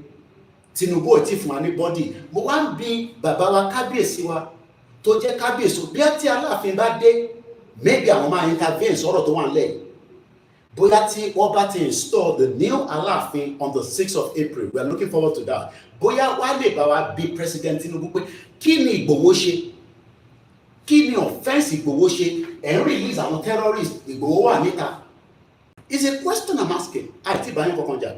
Mo kí àwa Táíwò Kíkẹ́ Fásánmi. What is the offense of Igboho? Igboho is a terrorist. Yet the presidency has authorized that ex-Boko Haram terrorists, ex-ISIS terrorists, ex-Lakaruwa terrorists should be reintegrated and brought back into the society. Adẹ̀ náà wọn bá nílẹ̀ Yorùbá, ní gbogbo ilẹ̀ Yorùbá, a ní baálẹ̀, and everybody has kept quiet. Ọmọ yín wà níta tó ń pè ní olóyè ọmọ Sunday Igboho Òòṣà tó jáde pé wọ́n ń pa àwọn ohun. After 3 years tí olóyè ti exit Nigeria nísìnyí, Fúlàní agenda ó sì ń ṣẹlẹ̀. Mo kí ẹ Igwe James, wọ́n sì ń pa àwọn èèyàn, wọ́n sì ń destroy gbogbo nǹkan pè ní ilẹ̀ Yorùbá. Mo kí àwọn Tẹ̀láṣà Matthew, ọmọ Yorùbá, ṣé bá ṣe máa bá lọ lélẹ̀ ẹ̀gbọ́n tó ṣẹlẹ̀ sọmọ Yorùbá ẹ̀dá ìkọ̀sí. Ẹ̀wọ̀n tí àwọn bòrò fi ọmọ ìyá wa ṣe nílẹ̀ Yorùbá, ẹni tó sá yìí orúkọ yìí kẹ́mi star splay, ẹ̀wọ̀n ní oko rẹ̀ lọ́dún lọ ká mọ́ lọ́dún lọ ṣá ní àdá ní ṣàkóṣà. Wọ́n ṣá ní àdá ní ṣàkóṣà, but ní 4 years or 5 years ago now, because Malafia ọ̀rọ̀ tó sọ it was 2020 àti wà ní 2025, that's 5 years ago. Ẹ̀gbọ́n tí Malafia sọ nígbà yìí. Which is influenced that. Do you think the government is unwilling or unable to protect the people of Southern Kaduna?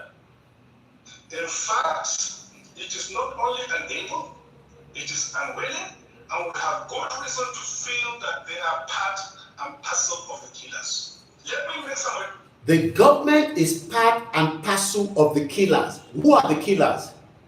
The same killer that Igboho is trying to avoid. The same àwọn tí Igboho ń try láti stop. Ilé Igboho jáde kúrò nínú ilẹ̀ Yorùbá. Tí Igboho fi dẹni tó ń gbé ní ìta tí ó lè gbé nínú ilé. This agenda is real. But many people say this agenda cannot be real. Koiki agenda yóò lè real because the Fulanis are good people. As they destroy our economy, they destroy our people, and they put us in a big mess. And we are saying this agenda is real. But our agenda is real, where it is just what it is right now. That's a very big allegation, Dr. Really, that is a very big allegation, Dr. Malafia. But the allegation is real because at what detective this that has been played out in the last few days, this is not just an agenda within Nigeria. There is also an agenda from outside Nigeria by those that do not want Nigeria to be together, but use the terrorists to create a lot of atrocities. And we are saying, Sheikh Bashima continue Lele. Is this the way we will continue? Or we need to do something? What do we need to do? We need to all mobilize. And we have to mobilize quickly, swiftly, and gather all the Yoruba people to come out now and demand for one thing, and one thing alone, to exit Nigeria, because Nigeria is no longer Nigeria, and we need to exit. Let us not sleep and think that this is no longer going to happen. It is already happening. We can see it, we can feel it, but we are living in denial. Boko Haram terrorists has invaded all Yoruba land. Right.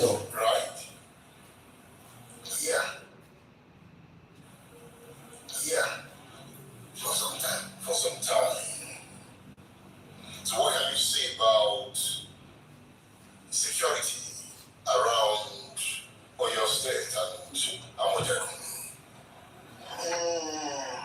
Until I left, the security was still not okay.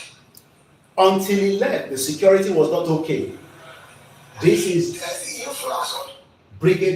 former chairman of Amotekun Oyo State, Brigadier General Kunle Togun, retired.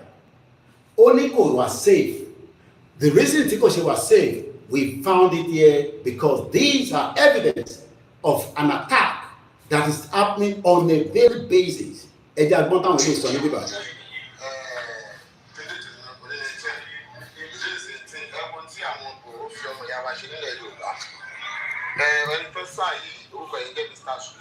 Ẹni tó ṣáì orúkọ ẹ̀ jẹ́ Mr. Sule. Okay. Àwọn bòó yẹn sá ń sakaṣu tán ẹwọ́ yẹn sọmọ ìyá wa nílẹ̀ Yorùbá. Tí ó dáa káwọn nílẹ̀ Yorùbá kí gbogbo ọmọ ọ̀jẹ̀ wá lẹ́gbẹ̀ẹ́. Kọ́mọ sí àwọn àṣàkóso. Torí bá a lè sè wọ́n kó nǹkan pẹ̀lú ọwọ́ tó ṣá yẹmẹyẹmẹ. Apart from pé wọ́n ṣá, wọ́n tún kó gbogbo èrè oko wàhálà tó ṣe nínú heat about almost 33. Nínú pé kò ṣe mechanized farming, as some of us have witnessed how farming is done abroad. What destroy oko? What kó nǹkan oko lọ? What tún ṣe léṣe? Ta ni ó máa gba àwa sílẹ̀? We expect Amotekun to be in that. But Amotekun gbọ́n ti wà compromise. Ẹ̀dá gbọ́n ti Brigadier General Kunle Togun, retired, talked about with Edmond Obilo that owns the video. Ẹ̀dá gbọ́n díẹ̀ sí. Fulani herdsmen, Fulani terrorists, and the same terrorists, the President Bola Tinubu released 789 of them, while Igboho is in Germany on exile. So, here agenda President Bola Tinubu go push Igboho out and allow terrorists to kill us while he cannot protect us as the president. Ṣé agenda àwọn governors ilẹ̀ Yorùbá ni pé push Igboho out and allow terrorists to kill us, can't get back to the farm, even though when àwọn ṣèpàdé ní last week, this is not the first time tó ń ṣèpàdé. While they were calling for Amotekun, Lagos State refused as at the time. What has changed now? Why are they believing that by reciting Yoruba anthem, they can use that to save their own self?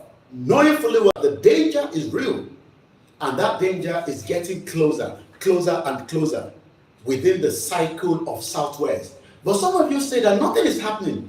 People are going their daily chores. They are going to do their business. They are going to do Mota. They are going to Mushin. They are going to Obalende. They are going to Yaba. Everything is fine. Yes, everything is fine because you cannot see what is being prepared from underneath until it comes out fully, and it might be too late. This morning in Ibadan, two trucks load of jihadis ought to arrive. Wá kó tomato kékèké, wá kó màlúù díẹ̀díẹ̀, ègúnfe, wọ́n náà wọ́n ń bọ̀ nílẹ̀ Yorùbá from the north. Who are the people in the north? These are not Nigerians. These are jihadis. They will arrive, no house, they don't pay house rent. While you are trying to struggle, and most of them live. I saw them in Ademosho some 5 years ago. I saw them in Idumota. I saw them in different places. They don't have a house. Bobo Sabo Pata, all they do is they sleep there. Party market Tiwolo attack. Tebanoti, somewhere around Lagos boundary or somewhere around there. We produced that video then. Topamoyo, Toshamoyo Leshi. One Nile, one Sanwona, one Sawomi, one Sanwo environmental, one San Kokofu government. They are not paying tax, and they are bringing their businesses and they are bringing their crime into Yoruba land. Yet, the same set of people are telling us they will help us to stop the jihadis from coming into Lagos State. So the question is this agenda to keep Igboho outside while they continue to deal with us when it comes to security? Oh, Igboho, just stay outside. Yet the question is, okay, if Igboho is outside, what about the rest? Where is Iba Gani Adams? Where is Agbekoya? Where is OPC? Where is all the farmers hunters? Where are all the security? Where is the police? Where is the DSS? Where is the military to protect every one of us so that we can have at least a life? Yet the agenda is real. Make sure and some also are doing the same thing. Let's see how it is going to play out. Do you know that by the time Toba kicked Tinubu out, whether Tinubu wins the election, he loses the election, it does not matter to the Fulanis. What matters to them is their agenda is real. The agenda is real now, and the politicking is already ongoing. I hope I will remember the name of this guy now. Let's see.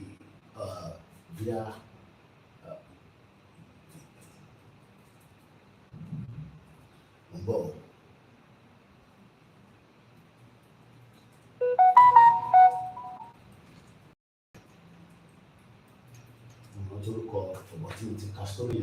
Let's see if my Twitter can quickly find it for me.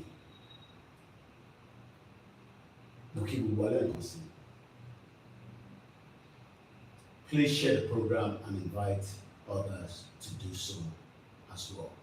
Or if I don't find it, I read it, I can give you the summary. As of yesterday, intelligence is coming that the Vice President, Shetima, refused to live in his 21 billion naira new renovated accommodation. Yes, you had me right. The Vice President of Nigeria, Shetima Kashim, kò tí lọ gbé nínú ilé yẹn, MOD, ó ní Bọ́lá Tinubu ti bọ́ọ̀gì inú bẹ̀ yẹn. so that gbogbo tó bá sọ nínú ilé yẹn Bọ́lá Tinubu máa mọ̀, because by 2027 wọn ò ní lo Shettima mọ́, wọ́n fi lo Dogara. So now there's a friction between Tinubu and his vice, and the vice does not trust Tinubu anymore. So he's very worried and concerned that this building, this house, gbogbo àwọn tó bá ń wá sínú bẹ̀ wọ́n máa rí wọn, because CCTV máa is a vice president house, so there must be security, and all those security Bola Tinubu will be receiving every intelligence. Oh, bá wọlé lóru, they will know that you have come in. But while he's in his own private house right now, it will be difficult for Tinubu to monitor Shettima. That is the friction. How can they renovate the vice president house for 21 billion naira? Kò dẹ̀ gbé nínú ẹ̀. Anonymous intelligent what a bug there, and that means he does not want to live inside. So yes, whether Tinubu is going to win 2027 is not the issue. The issue is killer ṣe tí olóyè máa fi lè ní àǹfààní láti lè padà wá sílé. That is what we should be worried about, because he cannot live outside forever, and we cannot wait until what we don't know might happen. Tó bá bẹ̀rẹ̀ jà pẹ̀lú Tinubu nísìn, it might be too late, because we don't know. We don't know the agenda of Baba Were tó ń káàkiri tó wá sí Benin Republic lẹ́ẹ̀mẹ́ta, Baba Ofo tó wá sí Benin Republic lẹ́ẹ̀mẹ́ta tó wá sọ fún President Talon pé kó má release Igboho. We don't know what the agenda is. Àmọ́ agenda IBB tó pa Delegi wá. Babangida might be on the wheelchair, but olórí burúkú tó ṣe promoting this agenda of Fulani in Nigeria. Àmọ́ agenda àwọn ex-general that are so powerful, wọ́n ní owó lọ́wọ́, they are all being controlled by the globalists to destroy Yoruba land. The agenda is real. So tabani Igboho má wálé, it's okay. But the more tabani Igboho má wálé, the more ẹ gbọ́dọ̀ máa prepare fún ikú ọmọ Yorùbá tó pọ̀. Fact nìyẹn, mo kí grandma Fatusi Elizabeth. The more taba sọ pé Igboho má tí wá sílé, then we will receive more dead bodies of Yoruba people, either alive or gone. It could be 1, it could be 2, it could be 3. But the only way that if we help Igboho, òun ni pé àwa ọmọ Yorùbá tó bá ti ní ká jáde fúnra dì, we need to be out on the street and tell the international community that this man Igboho yìí kò ṣe criminal. Òun kọ́ ló fẹ́ Yorùbá nation, àwa làwa fẹ́ Yorùbá nation, gbogbo wa la jọ fẹ́. But abá ní a fẹ́ fi Igboho sí front, then they will use Igboho and say, ó wá dà lóru ni o, ṣẹ́tìrì. Àwọn ti sọ fún yín kó fẹ́ dà lóru ni. Ṣé mo kàn sọ fún yín international? As we speak today, I am a journalist. There are things I cannot tell you, but what I can tell us is that there is a lot of report lórí Igboho, and every report that I have had access to, and I am not making this up, they are still confidential. They have done full back research paid by some of the countries outside the world on Igboho, and the copy has been given to me. What did she investigation lórí ọmọ olóyè Igboho ṣá? And I have got the copy under Freedom of Information. And reading all those documents, nothing stated that Igboho is a criminal. Nothing stated that Igboho fẹ́ dà lóru. They went as far back as when he was even repairing Okada. I requested for it. Kò ń ṣe organization mẹ́ta ló gbé àwọn èèyàn dìde kó ṣe investigation lórí Igboho. The European Union did one, I can tell you that. I will not give you the last 2 that I know. The European Union put out people we call us investigation on Igboho, and I have received that copy. Don't call me and say you need a copy. I'm not giving it out, and I'll give you nothing more than that. But in the office of one, but jáde as Yoruba people to mobilize, then à ń sọ fún àyè pé olóyè nìkan ló lóun fẹ́ Yoruba country, àwa tó kù náà fẹ́. So the agenda is real, we are dealing with two different agendas now. The Fulani agenda and the Yoruba agenda to keep Igboho outside the shore of Nigeria for as long as possible. Ìyẹn mo ṣe ń bi kábíyèsí Ọọ̀ni of Ifẹ̀ pé kí ló dé tí wọ́n dá sí ọ̀rọ̀ olóyè Ìgbòho bó ṣe dá sí ọ̀rọ̀ ti Délé Fárótìmí. Why? Kí ni Ìgbòho ṣe? Okay, ẹ pé Ìgbòho fún meeting security summit. Ṣé mọ̀ pé àgbọn kankan mọ́ lẹ́yìn báyẹn? That was the end of that security summit. Nothing more. Who made any call? Ṣé wọ́n pe kábíyèsí ni pé kí kábíyèsí má go further to push the Fulani out of Yoruba land? I don't know. I'm asking a question as a journalist. Ìbéèrè ni mi béèrè. And like I said, I am not here to attack the palace. I am just asking because our expectation was that after that summit, we push our Fulani agenda backwards from the internal problem. We can push them back. Summit,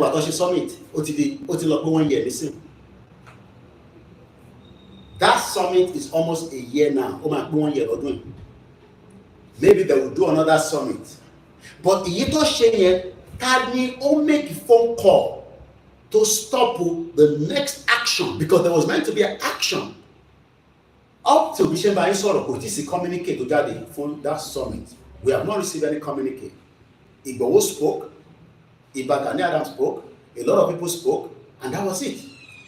Closure. She Bashima Teli, Bashima Malolile.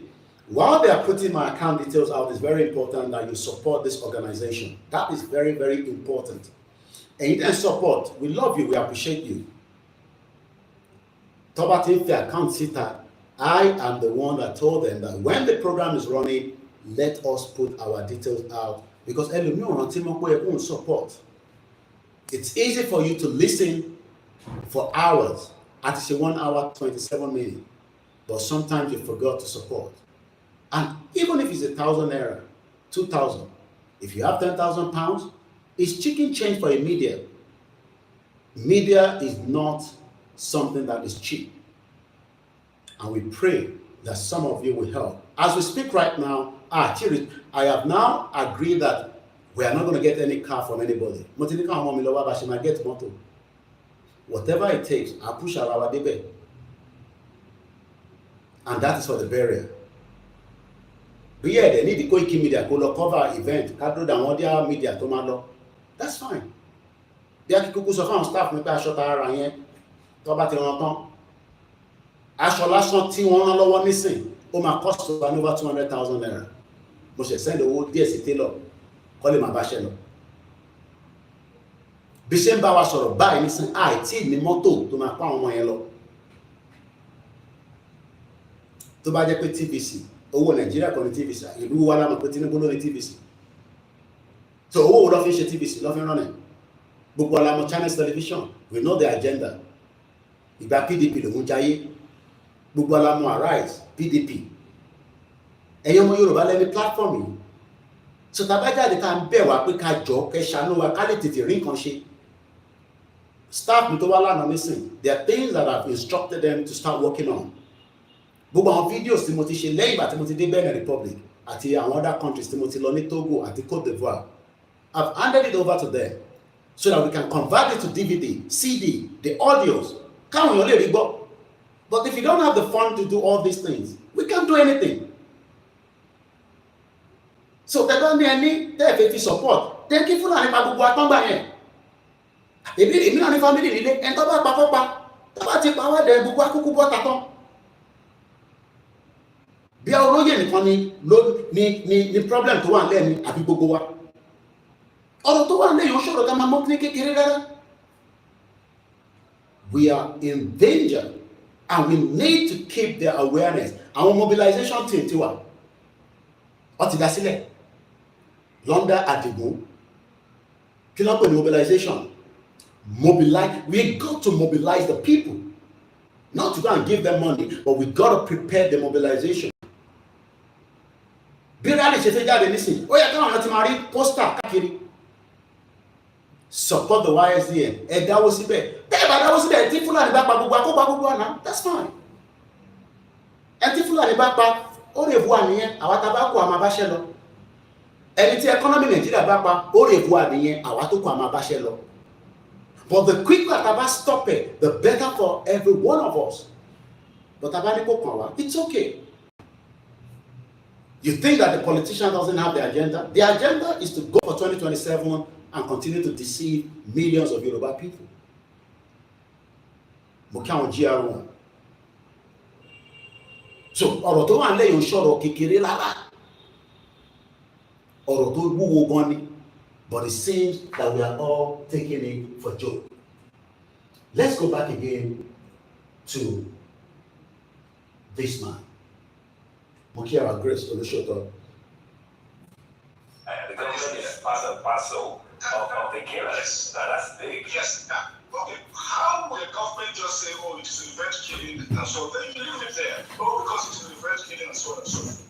The body language of this administration, the body language of the government shows clearly that they have a hand in the killings. No doubt about it. Because, you see, General Abacha, Okay?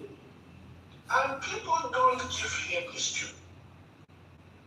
Do you think he would have tolerated such nonsense? Okay? Well, let me make some revelations. Make it. Some of us also have our own Intelligence. intelligence networks. Okay? Okay. Have met with some of the bandits. Okay? We have met with some of their high commanders. Okay? One or two who have repented. Okay? They have sat down with us, Okay?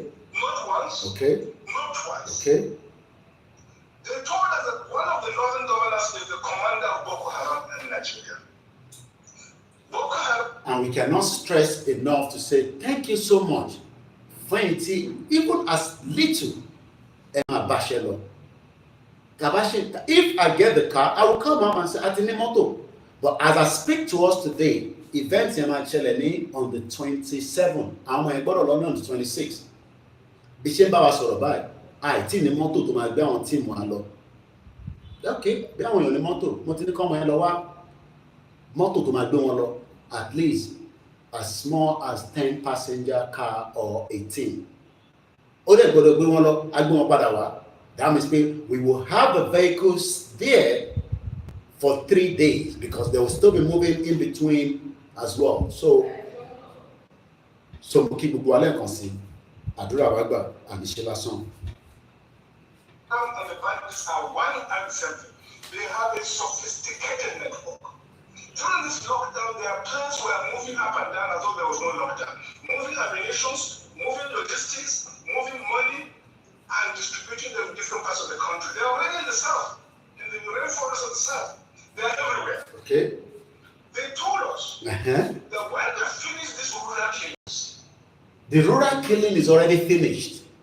They are out now in our cities, in our towns, and this is not the reason that's in affected by Yoruba nation. The many reasons that's affected by country is also because the country called Nigeria expired in 2014, regardless of whatever the politicians are telling you. It does not matter what the politicians are telling you. The politicians are there to deceive. Olóṣèlú ṣe tí wọ́n nìyẹn to deceive. They are liars. Every one of them knows that how can we be 60 million and we are saying that I don't understand. Okay, mọ̀tẹ́lẹ̀ pé a lè dá dúró àti wàá mọ̀ pé dá dúró ẹ wá tún ní ká túbọ̀ jẹ́ kó ṣe díẹ̀ sí ká tó lọ dá dúró kí ló dé dá dúró lẹ́nu. Kí ló dé tí a lè dá dúró lẹ́nu? Why do we need to wait for 2031 tí Tinubu bá ṣe tán? The agenda to keep us in Nigeria is real. Our lama turn it upside down to say no, and this is not about Igboho, this is about us all to mobilize, and we gotta quickly mobilize now. That is the message. Mobilization to tell our people to prepare. And we can do it swiftly. Boom, boom, boom, we are in and out. Boom, boom, boom, we are in and we are out. But Taba kick in.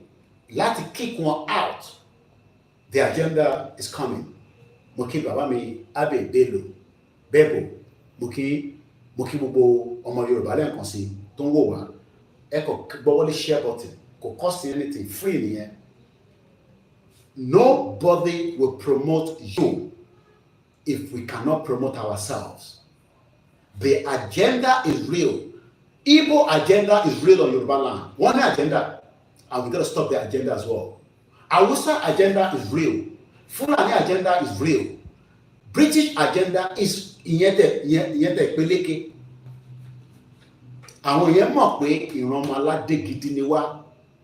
British mọ̀ dájú pé tí Yorùbá bá dá dúró, gbogbo ọmọ Yorùbá tó bá ń bẹ ní Europe á padà wálé. Not just in Britain. Tí Yorùbá country tó bá declare Yorùbá country láàárọ̀ ẹ̀, tí bàbá Akíntóyè bá declare láàárọ̀ ẹ̀, everybody will relocate back home because you all have a role to play. You all have a role to play. Kò ń ṣe mí nìkan mo fi play a role. Ẹ mọ̀ bí Òkè Ògùn ṣe tóbi tó ni. Do you know what we can do from Òkè Ògùn? Ẹmọ ta lè ṣe ní Ìdànrè, Èkìtì, Kogi, Kwara, Ogun State, Lagos State, Osun State. Do you know what we can produce out of each Yoruba province? Reason they say because the roads are bad. When we build a road that you can travel within 35 minutes, either by train or by air, gbogbo ilẹ̀ Yorùbá ló máa ní functioning airport, fully working airport, international airport and the local airport. We don't need Lagos to be just international and local. We need every Yoruba land to have international standard airport. We can build these, but we cannot build all these while we are in Nigeria. Let's kick Nigeria out and kick in Yoruba land and have our own country. We are 60 million. Don't be fooled by anybody. Don't be fooled. Ẹ má jẹ́ káwọn òyìnbó táwa ti gbé pẹ̀lú for 25 years kọ́ fún yín pé Yorùbá ò lè dá dúró. Akinwumi Adesina, the African Development Bank president, tọ́nà òun náà fi jẹ́ president in Nigeria, ó mọ̀ pé náà Yorùbá gbọ́dọ̀ dá dúró ní 60 million. 60 million we have. We are not 3 million Armenia. Armenia is 3 million. To bá gbé ní Armenia, you will live up to 75 years. If you are in Nigeria, you live up to 54 years. The agenda is not just about Fulani. The agenda is that war. They carry collect gbogbo stolen identity wa padà. Our identity is not Nigeria. Tó bá jẹ́ pé yẹn la fẹ́ para wa tán lórí, let's kill ourselves for that to get our identity back.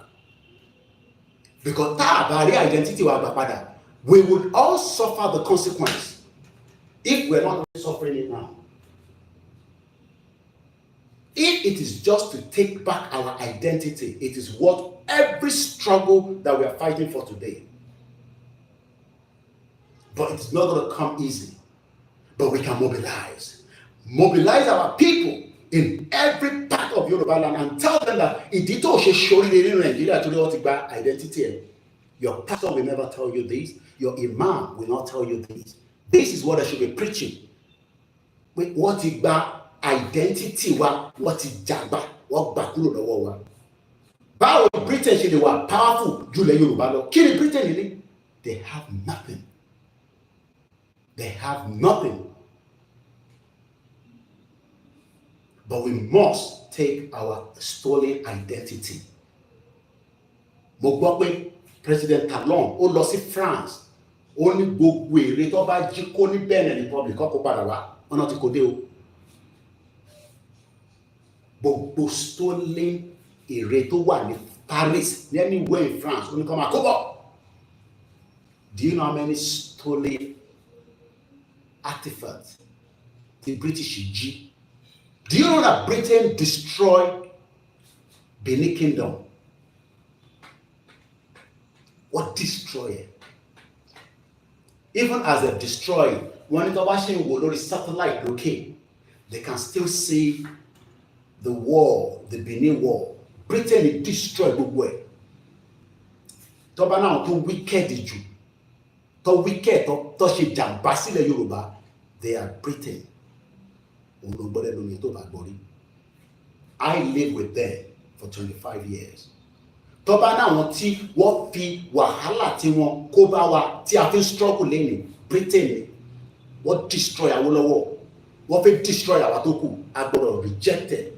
And that is the reason why we must sacrifice everything that is got to do. Owó ló bá ní ni kó ná. Ìtẹ́mi lè mi ná lọ́wọ́lọ́wọ́ nísìn. Èmi tó bá yẹ pé mi lọ́wọ́ ni èmi ò ní máa pariwo. Tó bá jẹ́ pé mi ní Ọlọ́run fún ní owó nísìn, èmi ò ní pariwo. Mo mọ̀ tí máa fọwọ́ yẹn ṣe láti gbára wa sílẹ̀.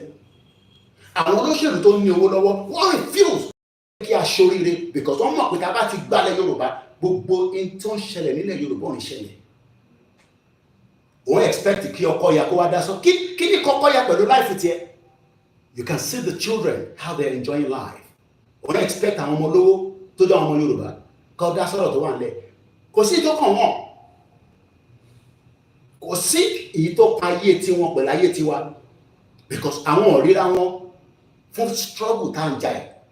Àwa làwa mọ̀ pé struggle has to be achieved and I gbọ́dọ̀ achieve ẹ̀ tí bàbá ṣì wà láyé.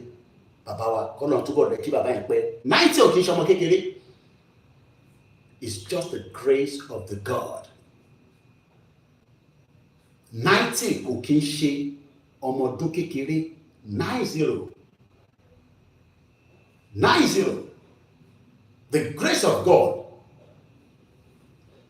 Nígbà tá a máa lọ take the last picture tá a fi take lánàá after tí bàbá ti gòkè lọ. Gbogbo picture tẹ ṣẹ̀rí tí gbogbo yín nílò yẹn I took those pictures. Nígbà tí mo lọ bá bàbá padà tí mo dọ̀bálẹ̀ pé bàbá wọ́n náà ti yà portrait bàbá náà ti yà kankan látẹ̀ nǹkan ni mo náà ti yà dádì. Mo ní bọ̀tí ta fẹ́ yà ẹ̀ ó wà very very important. Àtọ́ ni bàbá ti pè mí pé mo ní mo wà mo ní mo dé tán. I could have taken those pictures before he came downstairs. Oh, mọ̀ pé bàbá máa ń wá látòkè wá sísàlẹ̀ wá bá ń ṣe broadcast ọ̀rọ̀ gbọ́lẹ̀ ó ní ṣoríire mo tó bá sọ pé ká má gbàgbé bàbá ò ní ṣoríire ìyá ò ní ṣoríire born bastard ẹni kúre. Bàbá 90 years old ó sọ̀kalẹ̀ látòkè wá sísàlẹ̀ òun lè gbọ́dọ̀ ní ṣoríire born bastard. Tó bá fẹ́ dìjà kó dìjà ẹni tó bá máa kú ni kó kú àwọn tabakú àwọn abáṣẹ lọ ní ṣoríire. Lọ ṣoògùn kó dira dáadáa ṣe sàárà. Lọ ṣe oògùn ni mo sọ fún ẹ kò dira tán fún nǹkan tó ń bọ̀. Born bastard.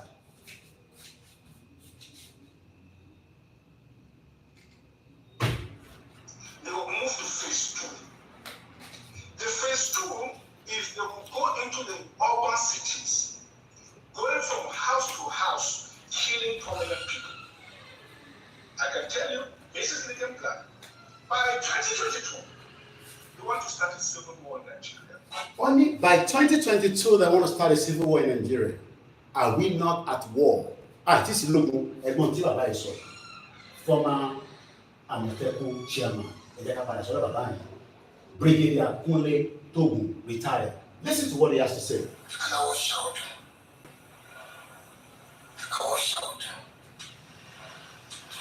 There is a lecture somewhere.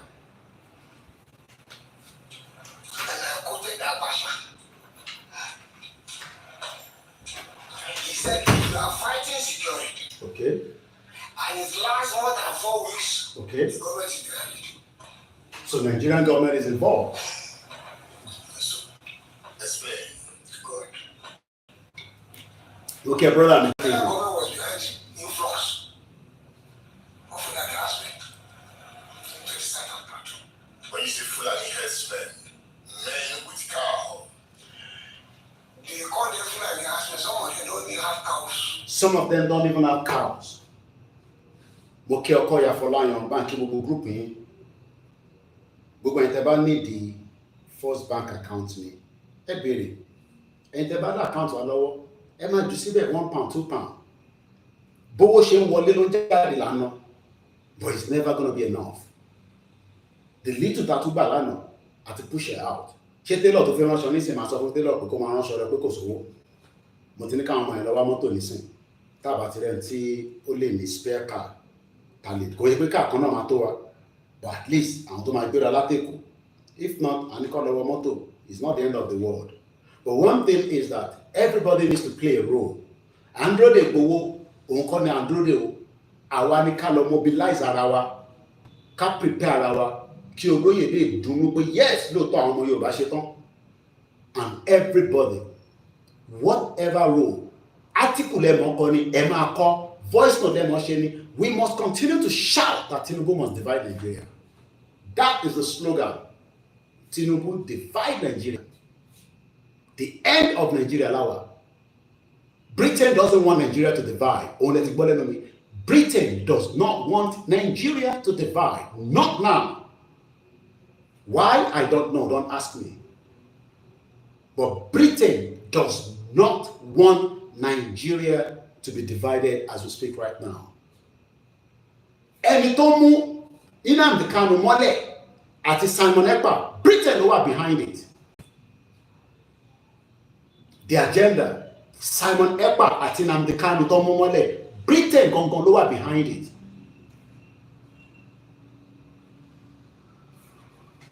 Àwọn ló wà behind it.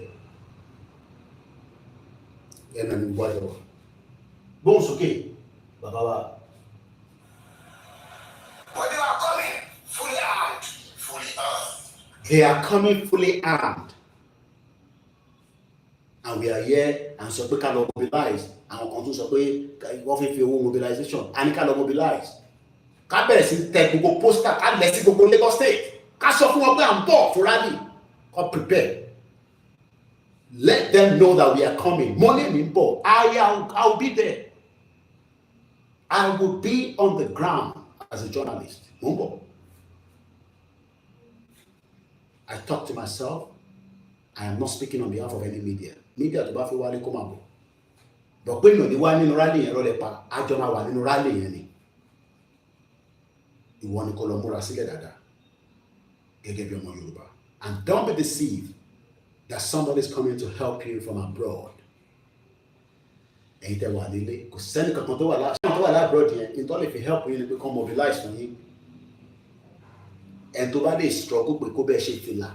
Gbowó fìlà lọ́wọ́ ẹ̀ tó bá fún ẹ 10,000 nísìn lọ ṣe fìlà ẹyọ kan kó kọ Yorùbá nation sí kó dẹ̀ ranka chief white kó tọ́jú ẹ̀ pamọ́ kó dẹ̀ mú 2,000 náà kó lọ ṣoògùn kó dira dáadáa èyí tó bá fẹ́ jẹ kó bẹ̀rẹ̀ sí ń jẹ nísìn èyí tó bá fẹ́ lò kó bẹ̀rẹ̀ sí ń lò a máa jáde kò tí sì bá bá ńlá ẹni tó máa náà ní jáde ẹ jẹ́ ká ṣòkú tán ẹ jẹ́ ká ṣe òkú yẹn tán 2025 àríran o èyí tó bá fẹ́ ṣẹlẹ̀ òun ni kò ṣẹlẹ̀ nǹkan kan gbọ́dọ̀ ṣẹlẹ̀ kí nǹkan mi tó tún ṣẹlẹ̀ kò sí tó ń bọ̀ lókè tílẹ̀ ò gbà láìsímọ́dé láìláìsí bá wà kò sí tó ń bọ̀ lókè tílẹ̀ ò gbà kò sí tó ṣẹlẹ̀ rí tó yìí ṣẹlẹ̀ lágbàáyé rí kò sí tó ṣẹlẹ̀ tí kò ti ṣẹlẹ̀ lágbàáyé rí ṣe má fi kankan dẹ́rù bara yín orílẹ̀ tá wà yìí orílẹ̀ tí gbogbo àjọ wà kò sí kankan tó fi ṣẹlẹ̀ tí kò ti ṣẹlẹ̀ rí Soviet Union break up wọ́n ní agbára ju Nàìjíríà lọ wọ́n pín yẹlẹyẹlẹ Yugoslavia pín Sudan pín East Timor lọ Nàìjíríà gbọ́dọ̀ pín ni kò sí bá bẹ́ẹ̀ ẹni tó lè sọ pé kò ní pín ẹ̀ tó bẹ́ẹ̀ ní nǹkan tá à ń fa lọ́wọ́ ẹ̀ ẹ má rí ká jọ yọjọ́ lórí tébù nìṣe ẹ jẹ́ ká bọ́ sórí ẹ̀ mọ́ á lu gìtá Rolling Stone ọmọ tó máa kọ́ pè ní Rolling Stone lọ́wọ́ gìtá wọn wà á rí pé special gìtá ni a máa lu gìtá tátátátátátátátá tuntun a máa rìn ẹni ṣoríire àwọn ọ̀rẹ́ fẹ́ máa dẹ́rù bà ẹni fẹ́ máa gbádùn káwa máa wòye lórí Délé Mọ̀mọ́dún page ká máa wòye lórí Linda Kejì ìbẹ́sẹ̀ ṣe bẹ́ẹ̀ dé ẹ̀ ní kúure ni mo sọ fún gbogbo yín bomb bastard ẹ̀yin òrí bílẹ̀ Yorùbá ṣe rí àbẹ̀ ó tẹ̀yìn lọ́rùn bẹ́ẹ̀ kò táwa lọ́rùn ọmọ Yorùbá ò ṣoríire nínú Èkìtì state bomb bastard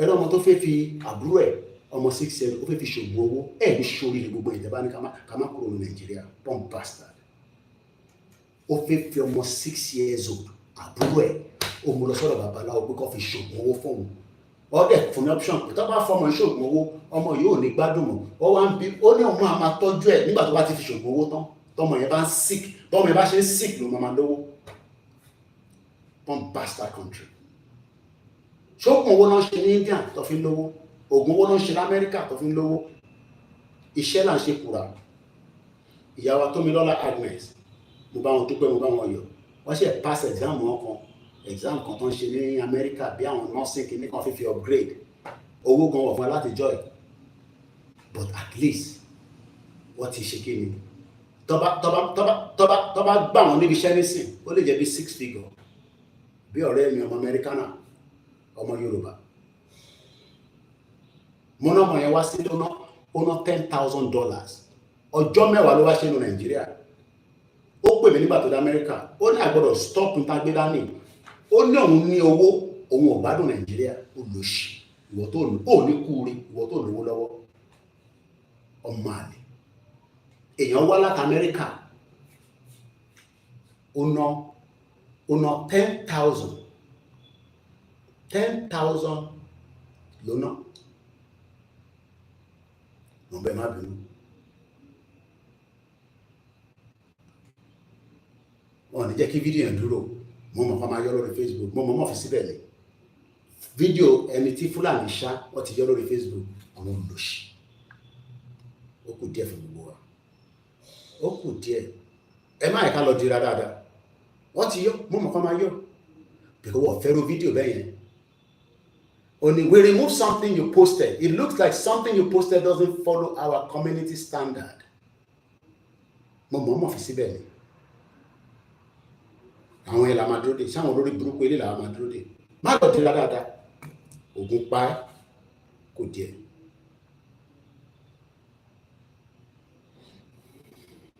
èmi wọn kò máa yọ ṣó yẹ kí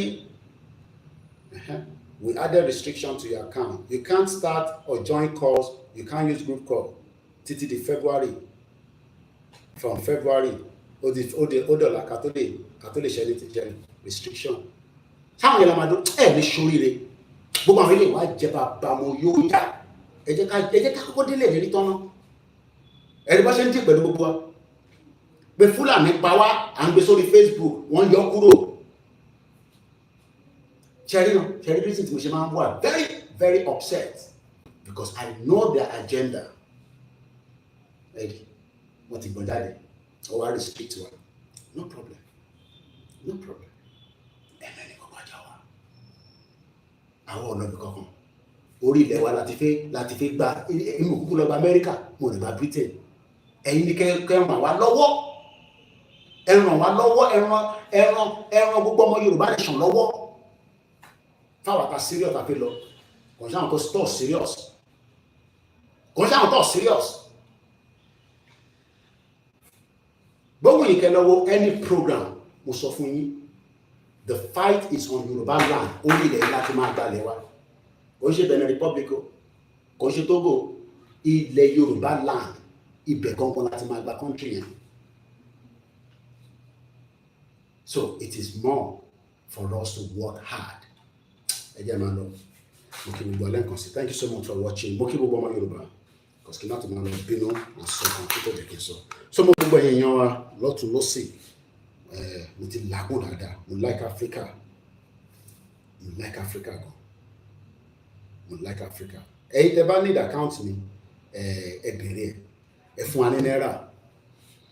ní náírà ẹ promote platform wa we are ready to serve mo ti sọ fún ìyàwó àwọn ọmọ mi mo sọ fún wọn pé èmi padà bọ̀ láti wá defend ilé bàbá mi lẹ́yìn náà mo máa fàdúrà tẹ̀lé mi lọ that's all kò ṣe gbogbo èèyàn ló lè ṣe kò dẹ̀ ṣe gbogbo èèyàn ní ìyàwó ẹ̀ máa accept èmi mo ti sọ fún wọn so when I fly back to London tó bá ti pè fún rally I'm flying back in again à ń bọ̀ lẹ́kọ̀ọ́ àjọ máa ṣe ni èmi ò ní sọ fún yín pé kẹjá tèmi ò ní sí on ground àjọ máa ṣe ni orí press mi ṣe rí táwọn ẹ máa gbélé máa ṣe máa gbé wọ̀ ní àjọ máa wà ní wall front ni kọ́kọ́ kó pa gbogbo ọ̀dà tó bá jẹ́ pé ìta ń béèrè fún kó ń ṣẹ̀tọ́ wa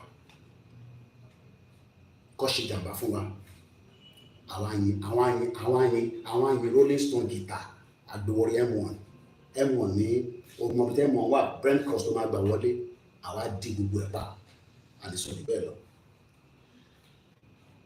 ẹ sọ fún Tinubu kó divide Nigeria ní time àwọn ò lè dúró de títí di 2027 because àmọ́ tí Fúlàní fi ṣe fún Tinubu and we love President Bola Tinubu bẹ́ẹ̀ ni lè jẹ́ kí Fúlàní pa Shettima nísìn ó náà wò kó lọ sínú VP house tó fún olórí burúkú ó ní Tinubu ti bọ́ọ̀gẹ̀ ó ní Tinubu ti bọ́ọ̀gì presidential vice president home tó fi 21 billion naira tó fi kọ́ kò move sínú ẹ̀ ó ní Tinubu ti bọ́ọ̀gẹ̀ ṣé Tinubu bọ́ọ̀gẹ̀ I don't know ṣé kò bọ́ọ̀gẹ̀ I don't know tí diaspora bá ti fún ẹ ní kankan nísìn ẹ lọ ṣoògùn sórí wo ló máa defend the family ẹ torí àmọ́ bí tó máa yá sí